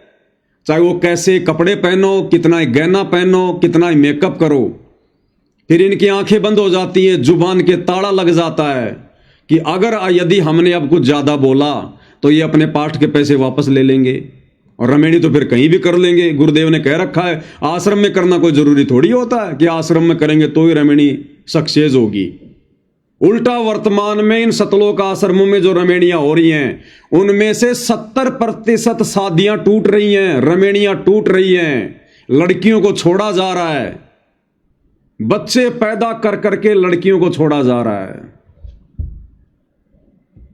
तो इनको डर है इस बात का कि यदि हमने अब कुछ बोल दिया तो ये 50,000 रुपए भी जाएंगे और ये रमेणी अपने घर पे कर लेंगे। क्योंकि गुरुजी ने कह रखा है कि भाई वचन से बेटा बेटी पराये होते हैं। चाहे लड़की के घर पे चाहे लड़के के घर पर सिंपल तरीके से परमात्मा की दोपहर की आरती चलाकर दोनों बच्चों को बैठा दो, हो गए वचन से एक दूसरे के। ना कुछ लेना ना कुछ देना, सिंपल कपड़ों में। जैसा लड़की प्रतिदिन घर पर कपड़े पहनती है उन्हीं कपड़ों में लड़की रमेणी में बैठ जाए, लड़का भी रमेणी में बैठ जाए। सांसारिक लोगों की तरह सफारी सूट सिलाने की जरूरत नहीं है। दुल्हन का जो जोड़ा आता है वो जोड़ा पहनकर रमेणी में बैठने की जरूरत नहीं है। परमात्मा कहते हैं मन कर धीर बांध ले रे बोरे, छोड़ देना पछलियों की रीत सतगुरु तारेंगे। ना कोई गले में माला डालनी ना डलवानी। जबकि इन आश्रमों की रमेणियों में मैंने आपको कितने वीडियो दिखाए, एक दूसरे के गले में माला डाला जो है डाली जा रही है। और गुरुदेव भगवान क्या कहते हैं सतनाम के नियम में कि भगत ने ना ही तो किसी के गले में माला डालनी है ना ही डलवानी है। ये माला डालना और डलवाना पूजा में आता है और यहां एक दूसरे के गले में माला डाली जा रही है। उसके बाद गुरुदेव भगवान की फोटो के साथ साथ चक्कर काटे जा रहे हैं, 7 चक्कर। ड्रामा, पाखंड। एक भी मर्यादा भाई और बहनों इन लोगों ने सुरक्षित नहीं छोड़ी, एक भी। मेरे पास में कुछ इन सतलोक आश्रमों में की गई रामायणों के वीडियो हैं। मैं रमेणी नहीं कहूंगा, रामायण कहूंगा, रामायण। दिखाते हैं आपको सबसे पहले ये सतलोक आश्रम बैतूल की, मध्य प्रदेश के स्टेट कोऑर्डिनेटर विष्णु साहू रामायण करवा रहे हैं, सामूहिक रामायण का पाठ। और देखना किस प्रकार से भाई और बहनों, जैसे रहट के चारों तरफ बैल चलता रहता ना, बैल तेली का बैल होता है और एक रहट होता था पहले, रहट। आजकल तो सीमेंट वगैरह लगाने लग गए, पहले एक चूना पत्थर होता था, उस चूने पत्थर को एक बहुत बड़ा एक व्हील होता था पत्थर का, और बैल के द्वारा उसको चलाया जाता था, ऊंट या बैल के द्वारा। उसमें पानी डाल दिया जाता था, वो चूने का जो पत्थर था वो डाल दिया जाता था, और वो लोहे का पहिया बैल के सहारे से घुमाया जाता था, और वो उसको दबा दबा के पहिया चल चल के वो बिल्कुल बारीक हो जाता था, रबड़ी जैसा, लस्सी जैसा। उसके बाद फिर वो चिनाई में काम लिया जाता था। तो जिस प्रकार वो रहट के चारों तरफ वो बैल चलता है, उस प्रकार से देखना किस प्रकार से फेरे दिलवाए जा रहे हैं, फेरे एक साथ, पता ही नहीं चल रहा, एक के आगे लड़का फिर लड़की, फिर लड़का फिर लड़की, पता ही नहीं चल रहा कौन किसके आगे पीछे है, कौन किसके साथ में फेरे ले रहा है। एक एक लड़की के आगे पीछे दो दो लड़के चल रहे हैं, दो दो लड़कों के आगे पीछे दो दो लड़कियां चल रही हैं। देखिएगा।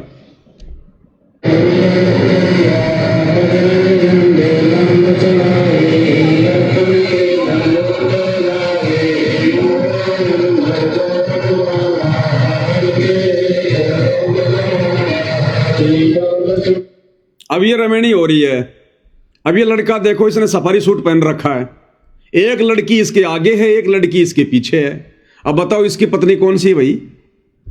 इसकी भगतमती कौन सी है? इसके आगे भी लड़की, इसके पीछे भी लड़की, पीछे वाले के आगे भी लड़की, पीछे भी लड़की। ये रमेणी नहीं, ये रामायण हो रही है। ये लोग इन परंपराओं को छोड़ नहीं रहे। सांसारिक तौर पर 7 फेरे क्यों दिलवाए जाते हैं? इसलिए कि अब मैं इस लड़की का या इस लड़के का 7 जन्मों तक पीछा नहीं छोड़ूंगी। अरे नालायको, सतलोक जाना कि नहीं जाना, या फिर 7 जन्म तक अपनी यही रीति निभाओगे? 7 जन्मों तक तो काल ने बांध दिया इनको, ये संकल्प ले रहे हैं। अन्यथा कबीर परमात्मा के भक्ति मार्ग में फेरे लगाने की प्रक्रिया नहीं है। ये तो सामाजिक परंपरा है, काल की परंपरा है।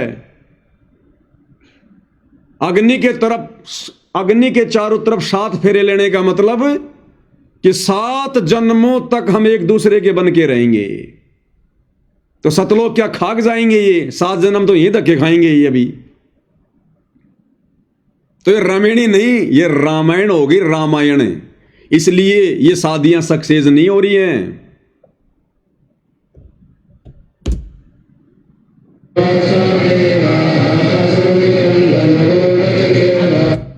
और भाई ये कपड़ा क्यों बांधा गया है?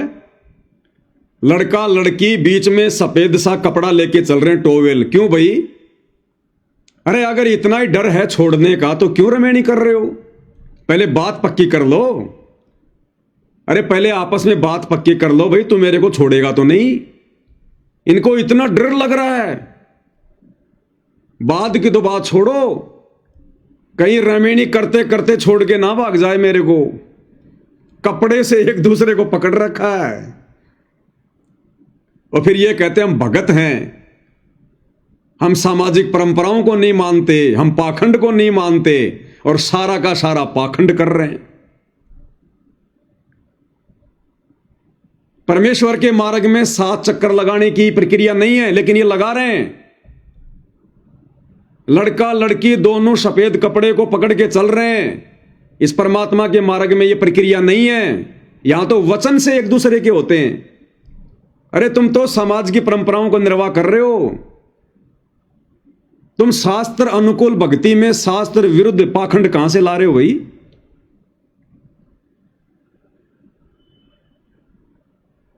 अरहट के बैल कितना चक्कर काट रहे हैं, बैल कितना चक्कर काट रहे हैं।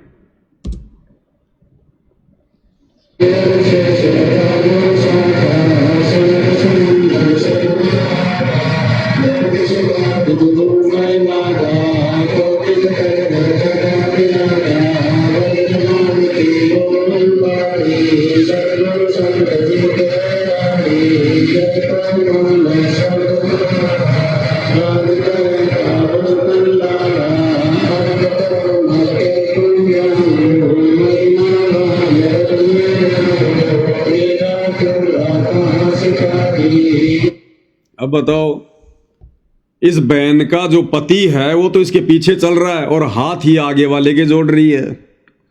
इसका पति तो इसके पीछे और हाथ जोड़ रही है आगे वाले के। तो तुम्हारा पतिव्रता धर्म तो यही खंड हो गया।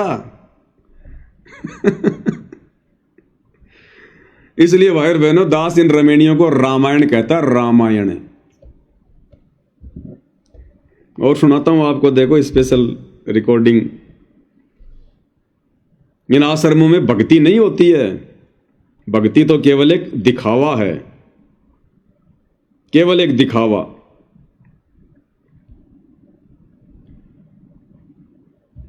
यहां तो अभी तक तो भक्तों की हवस ही पूरी नहीं हो रही, भक्तों की हवस ही पूरी नहीं हो रही भाई और बहनों। अभी तो भक्ति तो बहुत दूर की बात है। ये रिकॉर्डिंग सुनाता हूं आपको। एक भगत सतगुरु रामपाल जी का, मध्य प्रदेश का, फौज की नौकरी से सूबेदार से रिटायरमेंट होके आया। सूबेदार से जब आदमी रिटायरमेंट होके आता है तो उसकी सफेद मूंछ हो जाती है, सफेद, यानी वो तकरीबन 50 साल से ऊपर का हो जाता है, 50-55 साल का।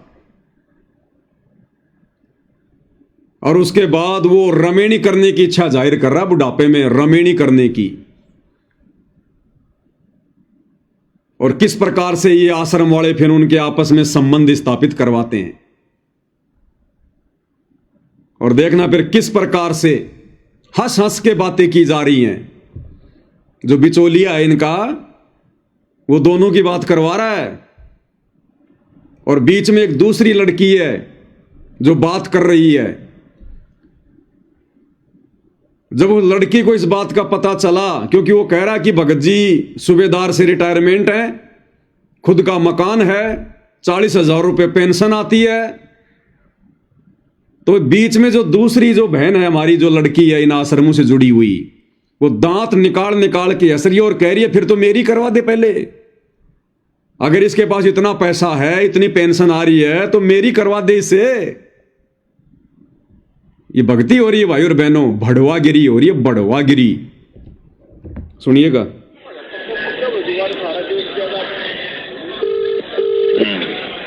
हेलो, क्या भाई? हाँ जी ससाइल जी। ससाइल जी। हाँ बहन जी, वो फोटो सेंड कर दिया आपके व्हाट्सएप पे, देख लियो एक बार। देख लो, ठीक है ना? ठीक है ना? वो बहन क्या करिए बुड्ढे की।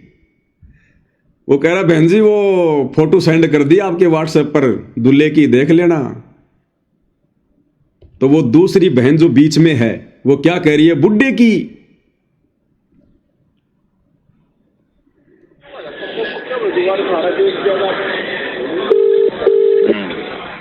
हेलो, क्या भाई? हाँ जी ससाइल जी। ससाइल जी। हाँ बहन जी, वो फोटो सेंड कर दिया आपके व्हाट्सएप पे, देख लियो एक बार। ठीक है ना? ठीक है ना भगत जी? ठीक है। हाँ ठीक है। ये भगत जी से बात करोगे क्या? हेलो हेलो, हाँ बात कर रहे क्या? एक मिनट थोड़ी आओ, बात करिए। ये भड़वागिरी हो रही है। हेलो हेलो हाँ जी ससाइल जी। ससाइल जी, ये बात कर लो थोड़ा, लो।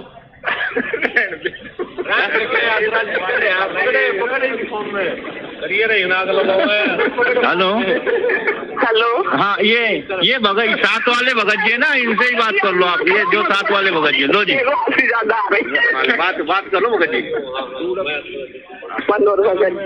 हाँ बहन जी, ये राजेंद्र भगत जी है नाम इनका, हरियाणा से। हाँ ये रिटायर्ड है, सूबेदार की पोस्ट से। हाँ अभी 45,000 इनकी पेंशन है। अरे बाप रे, 45,000। ठीक है। तो और गांव में रहते हैं कोठी। वो बहन जी कह रही है कि मेरी करवा दे, 45,000 रुपये पेंशन आ रही है, तो वो दांत निकाल निकाल के कह रही है कि मेरी करवा दे। और आपस में कहते हैं हम गुरु भाई बहन हैं, और बड़ुओं की तरह बात कर रहे हैं, बड़ुओं की तरह दांत निकाल निकाल के। ये परमात्मा के मिशन में सहयोग दे रहे हैं क्या? ये सत्संग सुनने जाते हैं या इस प्रकार की बातें करने जाते हैं? ये विषय वासना के अड्डे बन चुके हैं सतलोक आश्रम, विषय वासनाओं के अड्डे, काल के अड्डे। वो क्या कह रही है? बाप रे बाप 45,000 फिर तो मेरी करवा दे।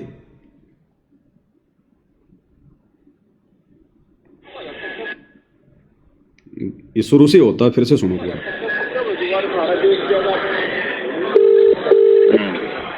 विचार कर लेना भाई। क्या भाई? हाँ जी ससाई जी। ससाई जी। हाँ बहन जी, वो फोटो सेंड कर दिया आपके व्हाट्सएप पे, देख लियो एक बार। देखिए ठीक है ना? ठीक है ना भगत जी? सही है ना? ठीक है। हाँ ठीक है। ये भगत शुरू में करेगी बुड्ढे की फोटो, और जब पता चला कि 45,000 रुपए पेंशन है, फिर उस बुड्ढे में उसको जवान दिखाई दे रहा, जवान है वो बुड्ढा भी, फिर उसको जवान दिखाई देने लग गया। बोले फिर तो मेरी करवा दे। जी से बात करोगे क्या? Hello hello. हाँ बात कर रहे क्या? एक मिनट थोड़ी आओ बात करिए। मैं जो ना है यस या नो। Hello hello. हाँ जी ससाई जी। ससाई जी, ये बात कर लो थोड़ा। लो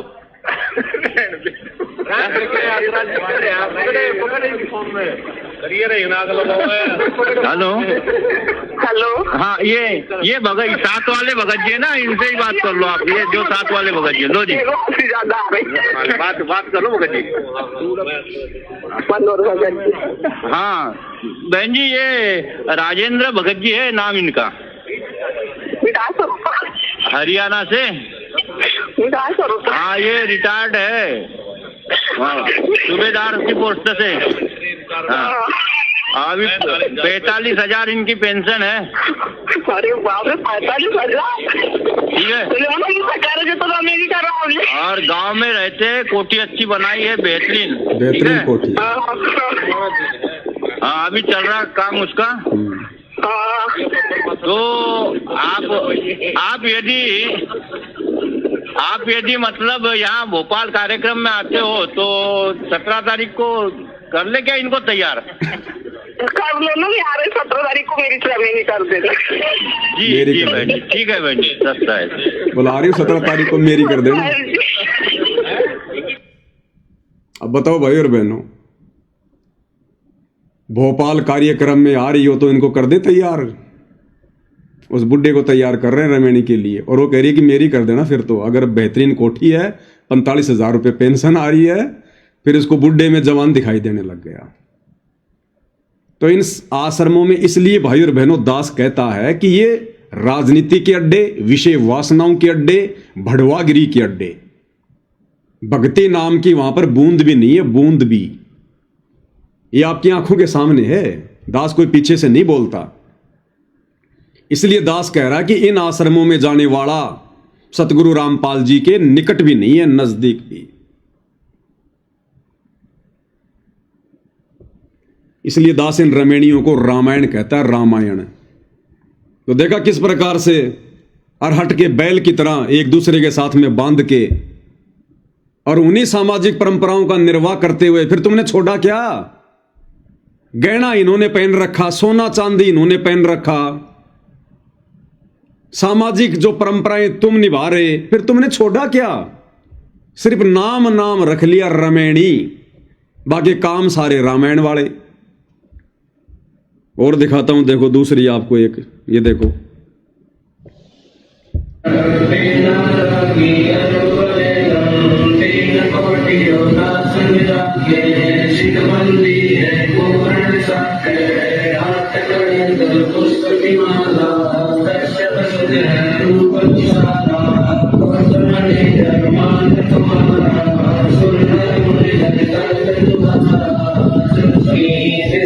अब बताओ, फेरे का तो कोई मतलब ही नहीं निकलता रमेणी में, फेरे का तो कोई मतलब ही नहीं है। और दिखाते हैं आपको, देखना कितना गहना पहन रखा है इस बहन ने। हे भगवान, जगत वाली भी शर्मा जाए। परमात्मा की शरण में आने देखो इसके हाथों में, देखो इसके कान में, देखो मोटे मोटे झुमके, नाक में, यहाँ पर माथे पर, गले में कितना मोटा हार पहन रखा है, हाथों में देखो पूरा जैसे वो बंजारे पहनते हैं ना हाथों में यहाँ तक है। और इसका ब्लाउज देखो, गुरुदेव भगवान कहते हैं कि माता बहनों ने कोहनी से नीचे तक के पहनने चाहिए ब्लाउज वगैरह, जिनकी बाजू नीचे तक की हो। ये शादी का जोड़ा क्या छोड़ा इन लोगों ने। वही विवाह आज आप देख रहे हो, उस परमेश्वर की कृपा से परमात्मा ने हमारा ज्ञान हटा दिया।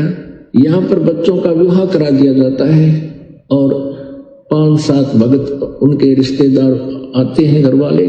और गुरु जी तो कहते हैं कि 5-7 भगत उनके घर वाले, और यहां तो पूरा का पूरा ये बारात बैठा रखी है, बारात पूरी की पूरी, कम से कम 100 आदमियों से कम नहीं है। तो गुरु जी सत्संग में क्या कह रहे हैं और ये लोग क्या कर रहे हैं, तो मिशन में सहयोग कहां दे रहे हैं। आश्रम में उनका 10 रुपए खर्च नहीं होता। सिंपल रोटी जो रोज हम बनाते हैं वही खाएंगे। सिंपल रोटी जो रोज हम बनाते हैं वही खाएंगे। अब इन आश्रमों में सिंपल रोटी है क्या? लड्डू, जलेबी, बर्फी, ये सिंपल रोटी में आता है। ये कहां मर्यादा है, कहां तुम्हारी रमणी सफल होगी। गुरुदेव ने एक सत्संग में बताया कि बच्चों, रमणी के दिन तो आपने जानबूझ के भी कोई मिठाई नहीं बनानी है। ज्यादा से ज्यादा खीर बना लो परमात्मा के भोग के लिए। हलवे का तो लगता ही है, थोड़ी सी खीर बना लो, और सब्जी पूड़ी या रोटी सब्जी, बिल्कुल सिंपल खाना। उस दिन तो जानबूझ के कुछ नहीं बनाना चाहिए, वरना फिर यह परंपरा पड़ जाती है। और क्या करे परमात्मा? 5-7 भगत, घर वाले, परिवार वाले, बस, इससे ज्यादा नहीं। क्या कह रहे हैं, ध्यान से सुन लो। और 5-7 भगत उनके रिश्तेदार आते हैं, घर वाले। और यहाँ आश्रम में उनका 10 रुपए खर्च नहीं होता। सिंपल रोटी जो रोज हम बनाते हैं वही खाएंगे। ये ड्रामाबाजी हमने नहीं करनी। बच्चों का सहयोग परमात्मा जोड़ता है। हमारे देखो ये बारात बैठी है पूरी, ये 5-7 भगत हैं क्या? अरे 100 से कम नहीं है, 100 से कम। ऐसे गुरुदेव की मर्यादा तोड़ी जा रही है। फिर कहां तुम वचन निभा रहे हो भाई? सिर्फ नाम नाम के भगत हैं, नाम नाम के। रमणी केवल नाम की रह गई। अरे परमात्मा इस बारात को ही तो समाप्त करना चाहते हैं। ये फालतू का दहेज, दिखावा। अब जिसने अपनी बेटी को इतना सोना पहन के, इतनी चांदी पहना के, इतने गहने पहना के रमणी में बैठा रखा है, वो 2 दिन बाद में दहेज नहीं देगा क्या? वो दहेज का ट्रक नहीं भेजेगा क्या? और इतना सोना अपनी बेटी को देकर बैठाना, ये भी तो दहेज ही है। और गुरु जी कहते हैं 5-7 व्यक्ति, और यहां तो सैकड़ों की संख्या में बैठे हैं। ये तो अंदर का दृश्य है, बाहर तो हो रहे हैं। इसलिए रमणी नहीं, रामायण है। अभी 90% भगत भगत की श्रेणी में नहीं है, सतगुरु के शिष्य कहलाने के लायक नहीं है। केवल नाम नाम के भगत हैं, नाम नाम के। उनके कर्म जगत से भी ज्यादा बिगड़े हुए हैं। से विवाह नहीं होता। भाई साहब ने स्पेशल देखो सूट सिला रखा है। और गुरु जी कहते हैं जैसे कपड़े हम प्रतिदिन पहनते हैं वही कपड़े पहनो। अगर गुरु को खुश करना है तो, अगर समाज को खुश करना है तो फिर ताए तुम जो मर्जी करो भाई, फिर तो हाथी पे बैठ के जाओ चाहे। एक और दिखाता हूं आपको, देखना इस बहन का मेकअप कैसे चमक रहा है। इसका चेहरा देखना, गाल वगैरह, वो टिमकियां ऐसी चमक रही है वो मेकअप वाली, वो सितारे से। दर्शकों को बताइए कि आपने जो दहेज मुक्त विवाह करने का फैसला लिया है, ये क्यों लिया है? जो अभी आप देख रहे हो विवाह हुआ है हमारा, हम लोगों ने 1 भी रुपए का लेन देन नहीं किया हमारे मम्मी पापा ने, ठीक है। और हम लोग बहुत खुश भी हैं शादी से कि हमारी खुश हो रही है। जैसे कि लोगों का आडंबर होते हैं जगत में, शादियां करते हैं, दहेज देना, फिर उसके बाद भी लड़कियां सेफ नहीं होती हैं। तो हम संत रामपाल जी महाराज जी ने जो एक बीड़ा उठाया है ना, कि मतलब समाज सुधार करने का, तो उसमें हम लोग उनके अनुयायी हैं, हम लोग उसमें पूरा सहयोग दे रहे हैं। आप खुश हैं इस विवाह से? बहुत ज्यादा खुशी, क्योंकि इसमें सारी टेंशन ही खत्म कर दी परमात्मा ने। टेंशन होती है, एक पिता होता है समझ लो। और चेहरे पे वो टिमकियां चमक रही, वो मेकअप वाले वो दाने दाने दाने दाने से। और ये स्पेशल जोड़ा पहन रखा इसने शादी का, स्पेशल शादी का जोड़ा। इसको पूछो क्या तू प्रतिदिन यही कपड़े पहनती है क्या? क्या शादी से पहले भी तू रोजाना यही कपड़े पहनती थी क्या? बोलेगी नहीं। तो फिर आज क्यों पहना तूने? गुरुजी तो मना करते हैं कि प्रतिदिन जो कपड़े पहनते वही पहनो। नाक में सोना पहन रखा है। भैया जहर का चाहे एक बूंद खा लो चाहे बोतल पी लो, जहर जहर ही होता है, वही काम करेगा। तो मर्यादा चाहे इतनी सी तोड़ दो चाहे ढेर सारी तोड़ दो, बात एक ही है। तो कहां सतगुरु की मर्यादा निभाई जा रही है भाई और बहनों? रमेणी तो केवल नाम रह गया रमेणी का, बाकी सब आडंबर, पाखंड, दिखावा।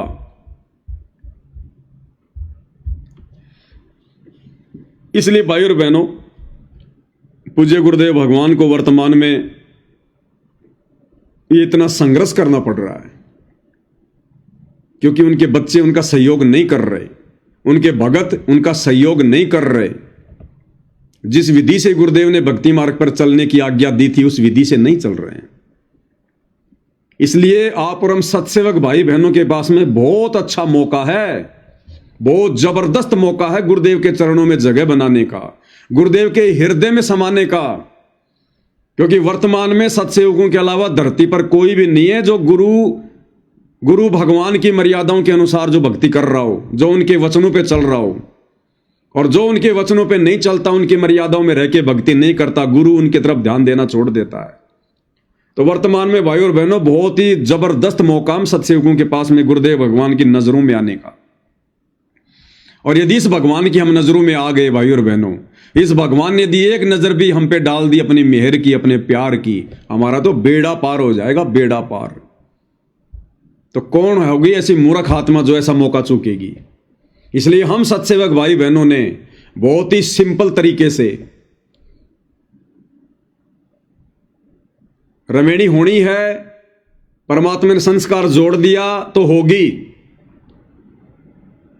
वैसे तो दास इसके ऊपर बहुत सारे वीडियो बना चुका है, वैसे तो अपना सत्यानाश करवाना है,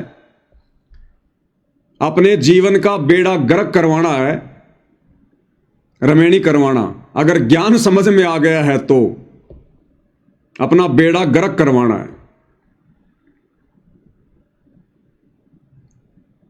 अरे काल को इसीलिए तो परमात्मा ने सतलोक से धक्के मारे थे।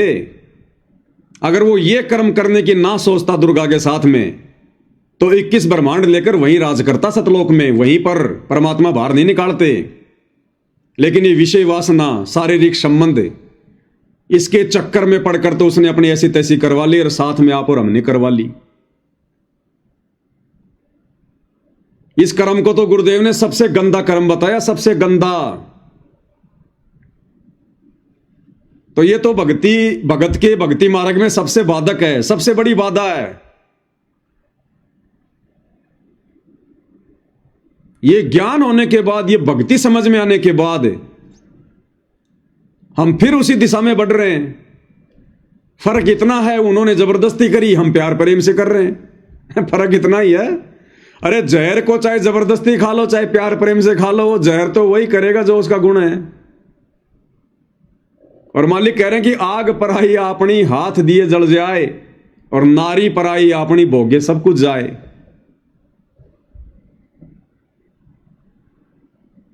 तो भाई और बहनों देखो, समझदार आत्माएं तो उनकी तो गति अलग होती है। संतों समझों की मति, और जो समझ गया इस भक्ति मार्ग को, इस अध्यात्म को, उसकी तो बात ही अलग होती है भाई और बहनों। वो तो इन विषय वासनाओं के निकट भी नहीं जाएगा। अरे परमात्मा की तो मजबूरी थी भाई, क्या करे। परमात्मा ने उसको श्राप ही ऐसा दे दिया, और श्राप दिया आप और हमारी भलाई के लिए, हमारे हित के लिए, कि तू प्रतिदिन 1 लाख मनुष्य शरीरधारी आत्माओं के सूक्ष्म शरीर की वासना खाएगा। तो उसकी मजबूरी हो गई ये मनुष्य शरीर देना। और परमात्मा ने यह दया आप और हमारे ऊपर इसलिए बख्शी क्योंकि मनुष्य शरीर में ही हम ज्ञान समझ सकते हैं, भक्ति कर सकते हैं। तो हम परमेश्वर की सृष्टि रचना को अच्छे से समझकर भक्ति मार्ग के फैसले लें, निर्णय लें। परमात्मा ने तो भक्ति के लिए मनुष्य जन्म दिया, भक्ति के लिए, क्योंकि उसको भूख लगेगी तो उसकी मजबूरी हो जाएगी मनुष्य को पैदा करना। और मनुष्य जन्म मिल गया तो आज हम सत्संग सुन पा रहे हैं, भक्ति कर पा रहे हैं। अन्य योनियों में भक्ति नहीं होती। अब सृष्टि रचना फिर गुरु जी ने क्यों सुनाई कि ये मनुष्य जन्म परमात्मा ने काल को शराप देके भक्ति करवाने के लिए दिया है, नहीं तो मनुष्य जन्म भी नहीं देता। 84 लाख बना रखी हैं, एक 4 पैर का जानवर और बना देता। उसने मनुष्य बनाने की क्या जरूरत थी? लेकिन उसकी मजबूरी हो गई, भोजन बिना वो कैसे जीवित रहेगा। तो ये मनुष्य जन्म परमात्मा ने आप और हमसे भक्ति करवाने के लिए इस काल के माध्यम से दिलवाया है। अब गुरु जी सारी बातें थोड़ी कहेंगे कि बच्चों तुम रमेणी करना छोड़ दो। परमात्मा तो नहीं कहेंगे भैया ये काल का भोजन है और ये भोजन रोजाना 1 लाख खाने का आदेश भगवान ने दिया है, तो परमात्मा कैसे अपने बच्चे के भोजन को बंद करवाएगा? अपने मुंह से तो कहेगा नहीं कि तुम रमेणी मत करो। लेकिन सत्संग में परमात्मा ने सब कुछ क्लियर कर दिया कि इसी कर्म के चलते तो मैंने उसको सतलोक से धक्के निकाले थे, और इतना ज्ञान लेने के बाद तुम वही कर्म कर रहे हो, आपस में शादियां करके रमेणियां करके, तो तुम सतलोक में जाओगे कैसे? तुम तो और धक्के खाने की दिशा में आगे बढ़ रहे हो, तुम तो और धक्के खाने की दिशा में आगे बढ़ रहे हो।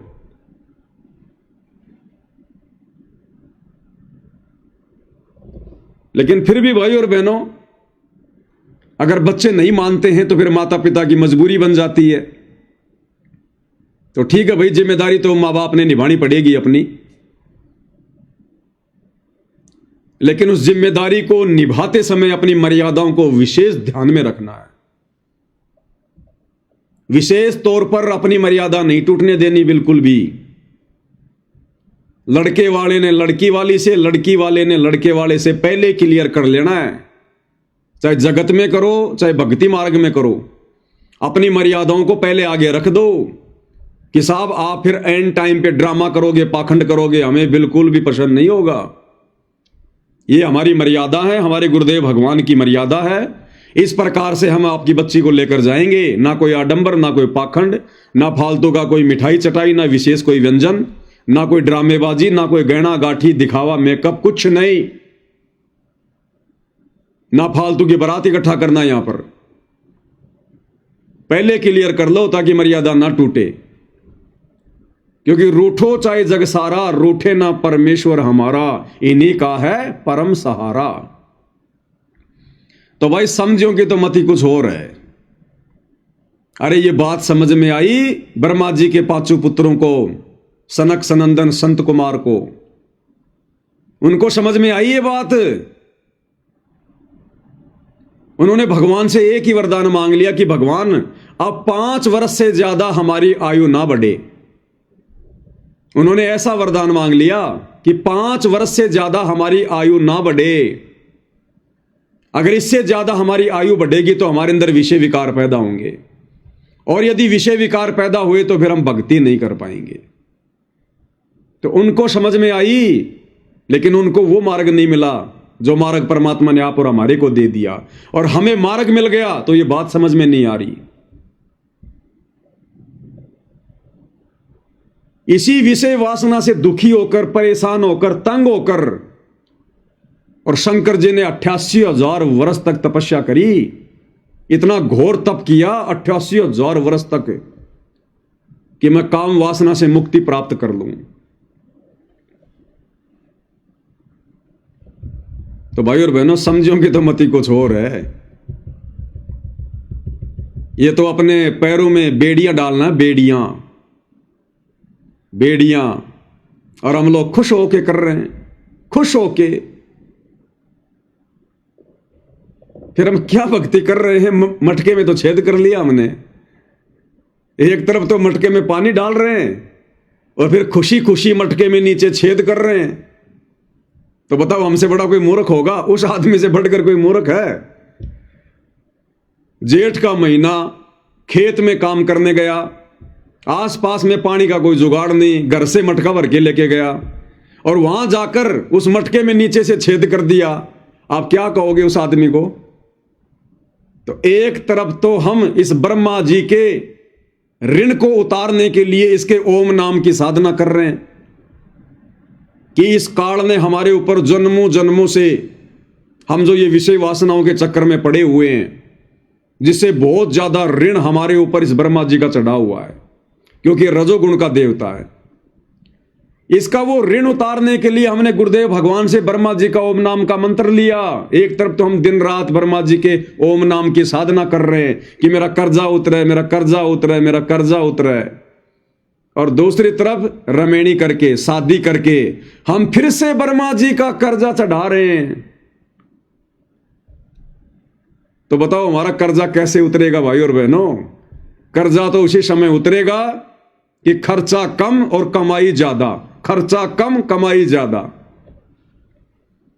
तो हालांकि दास इन बातों पर बहुत ज्यादा डिस्कस पहले कर चुका है।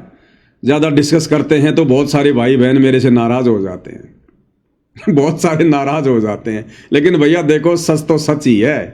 हकीकत बताने के लिए तो भगवान ने ड्यूटी लगाई है। जीव लाख बार नाराज हो जाए कोई दिक्कत नहीं है, लेकिन ये परमात्मा अगर एक बार नाराज हो गया ना तो बात बहुत ज्यादा बिगड़ जाएगी।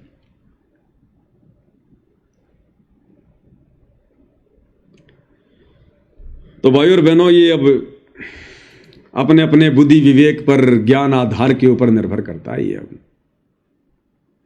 परमात्मा कहते हैं, कामिनी कनक जहर कर जाने, वो शहर अगमपुर जावे। कामिनी औरत, कनक सोना। तो कामिनी कनक को तो जहर के समान मानना चाहिए भगत ने, जहर के समान। अगर ये पता हो कि इस सब्जी की कटोरी में एक टपका जहर का डला हुआ है, खाएगा कोई? उस कटोरी को भी जिंदगी में दोबारा काम में नहीं लेगा। धोखे भी, जिसको यह पता चल गया कि इसमें जहर का एक टपका किसी ने डाल दिया। कामिनी कनक जहर कर जाना है। और हम क्या कर रहे हैं? हम खुशी खुशी जहर पी रहे हैं, खुशी खुशी जहर पी रहे हैं।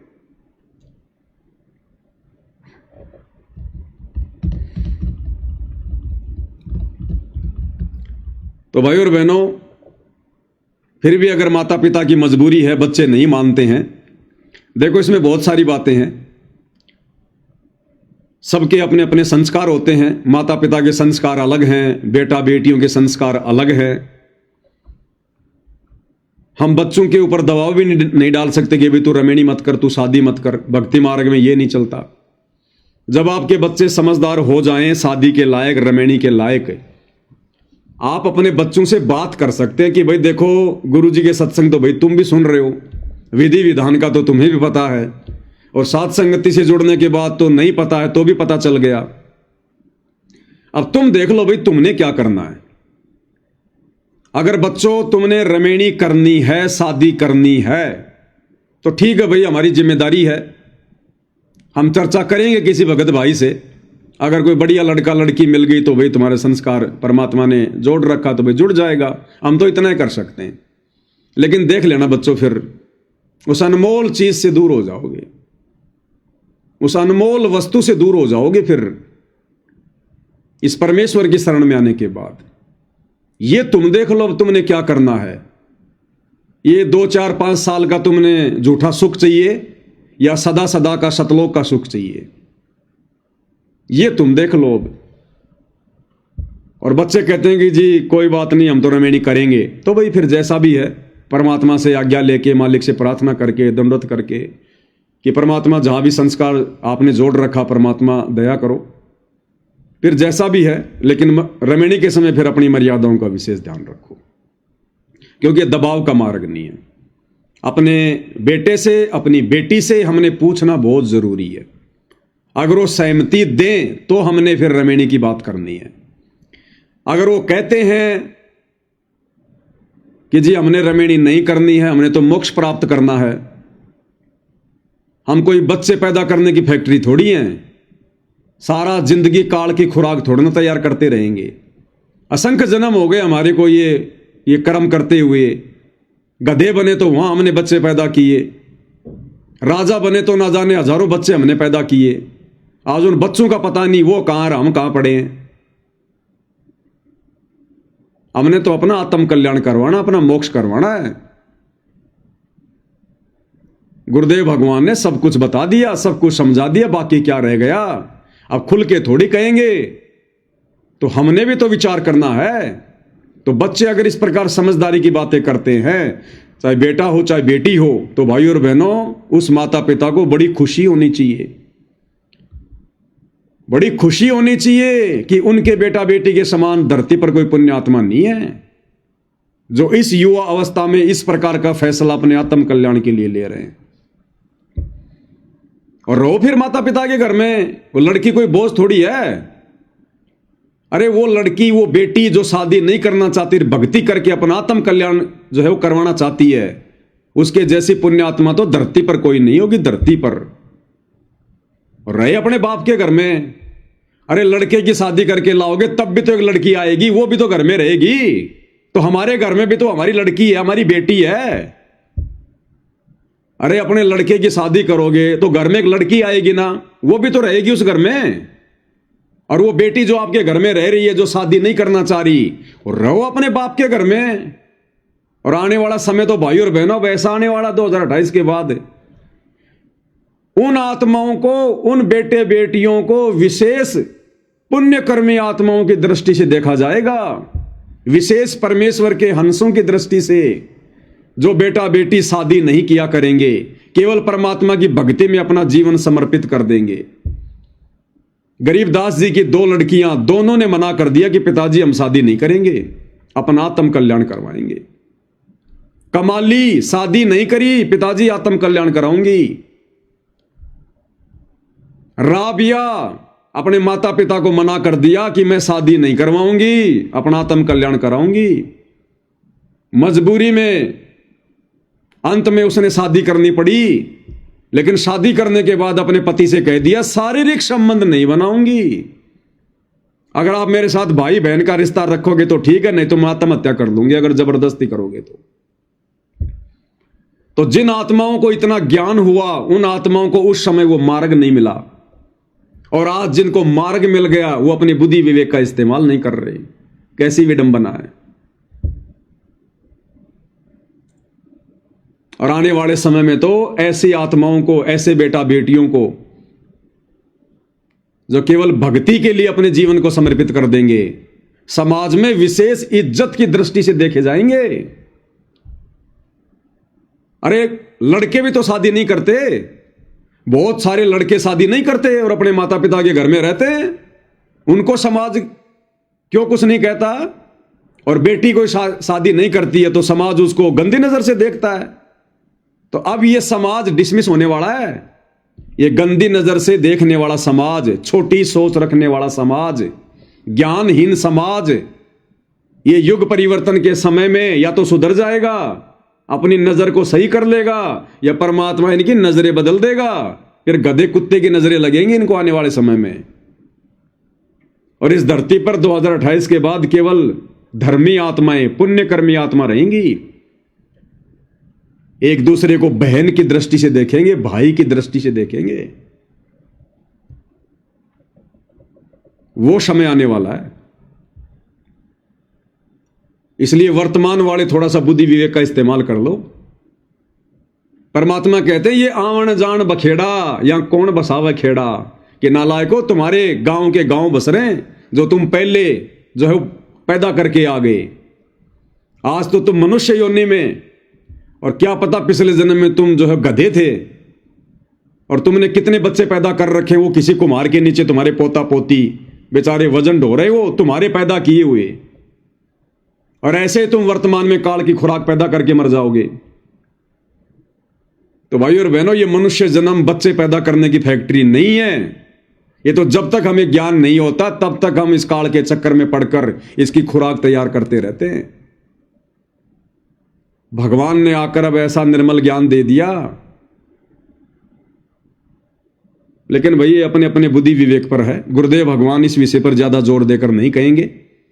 थोड़ा बहुत जोर परमात्मा ने दास से दिलवाना था, दास समय समय पर देता रहता है। कोई माने ना माने ये उसके अपने संस्कार पर, अपने बुद्धि विवेक के ऊपर है।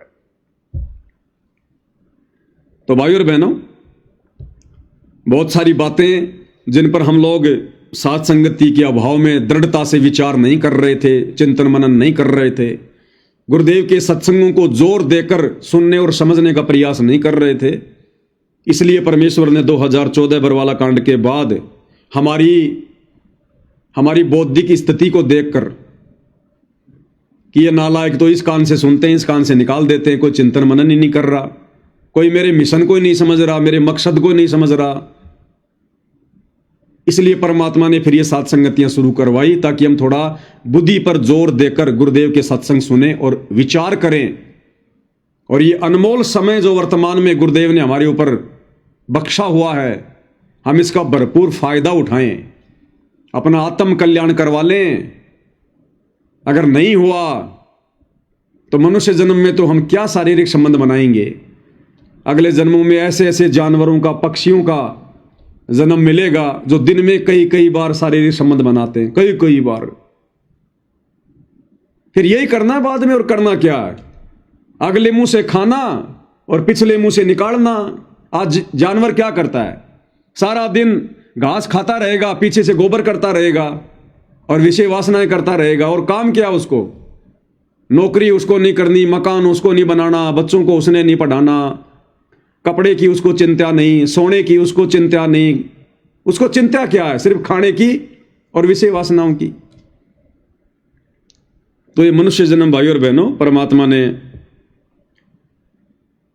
हमें जिन 2 लाइनों में समझाया ना, वो 2 लाइन इतनी आसान नहीं है कि मानव जन्म दुर्लभ है, ये मिले ना बारंबार, तरवर से पत्ता टूट पड़ा भौर न लगता डार। बस हमने तो 2 लाइनें सुन ली और बस आगे बढ़ लिए। इन 2 लाइनों के जिस दिन अर्थ को समझ जाएंगे ना कि मनुष्य जन्म क्यों दुर्लभ है, कैसे दुर्लभ है और क्यों बार बार नहीं मिलता, उसके बाद भाई और बहनों हम कांटे की तरह सूख जाएंगे, कांटे की तरह। डर लगेगा यूं, सतगुरु के दरबार में मेरे थर थर कांपे दे, और ना जाने किसी बात पर हमारा बिगड़ ना जावे ने। तो काल ने वो प्रेम, वो प्यार अपने बाप से विषय वासनाओं के चक्कर में आके बिगाड़ लिया था। और आज हम क्या करने जा रहे हैं, विषय वासनाओं के चक्कर में पड़कर परमात्मा से प्रेम बढ़ाने जा रहे हैं या फिर काल की तरह बिगाड़ने जा रहे हैं। ये भाई अपने अपने बौद्धिक स्तर से विचार कर लेना। तो भाई और बहनों, आज की सात संगति में गुरुदेव भगवान के आशीर्वाद से केवल इतना ही। आगे परमेश्वर की रजा होगी, दया होगी, तो फिर से सभी भाई बहनों के सामने परमेश्वर की महिमा में उपस्थित होंगे।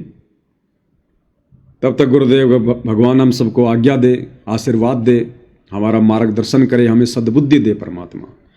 बंदी छोड़ सतगुरु रामपाल जी परमेश्वर जी की जय हो।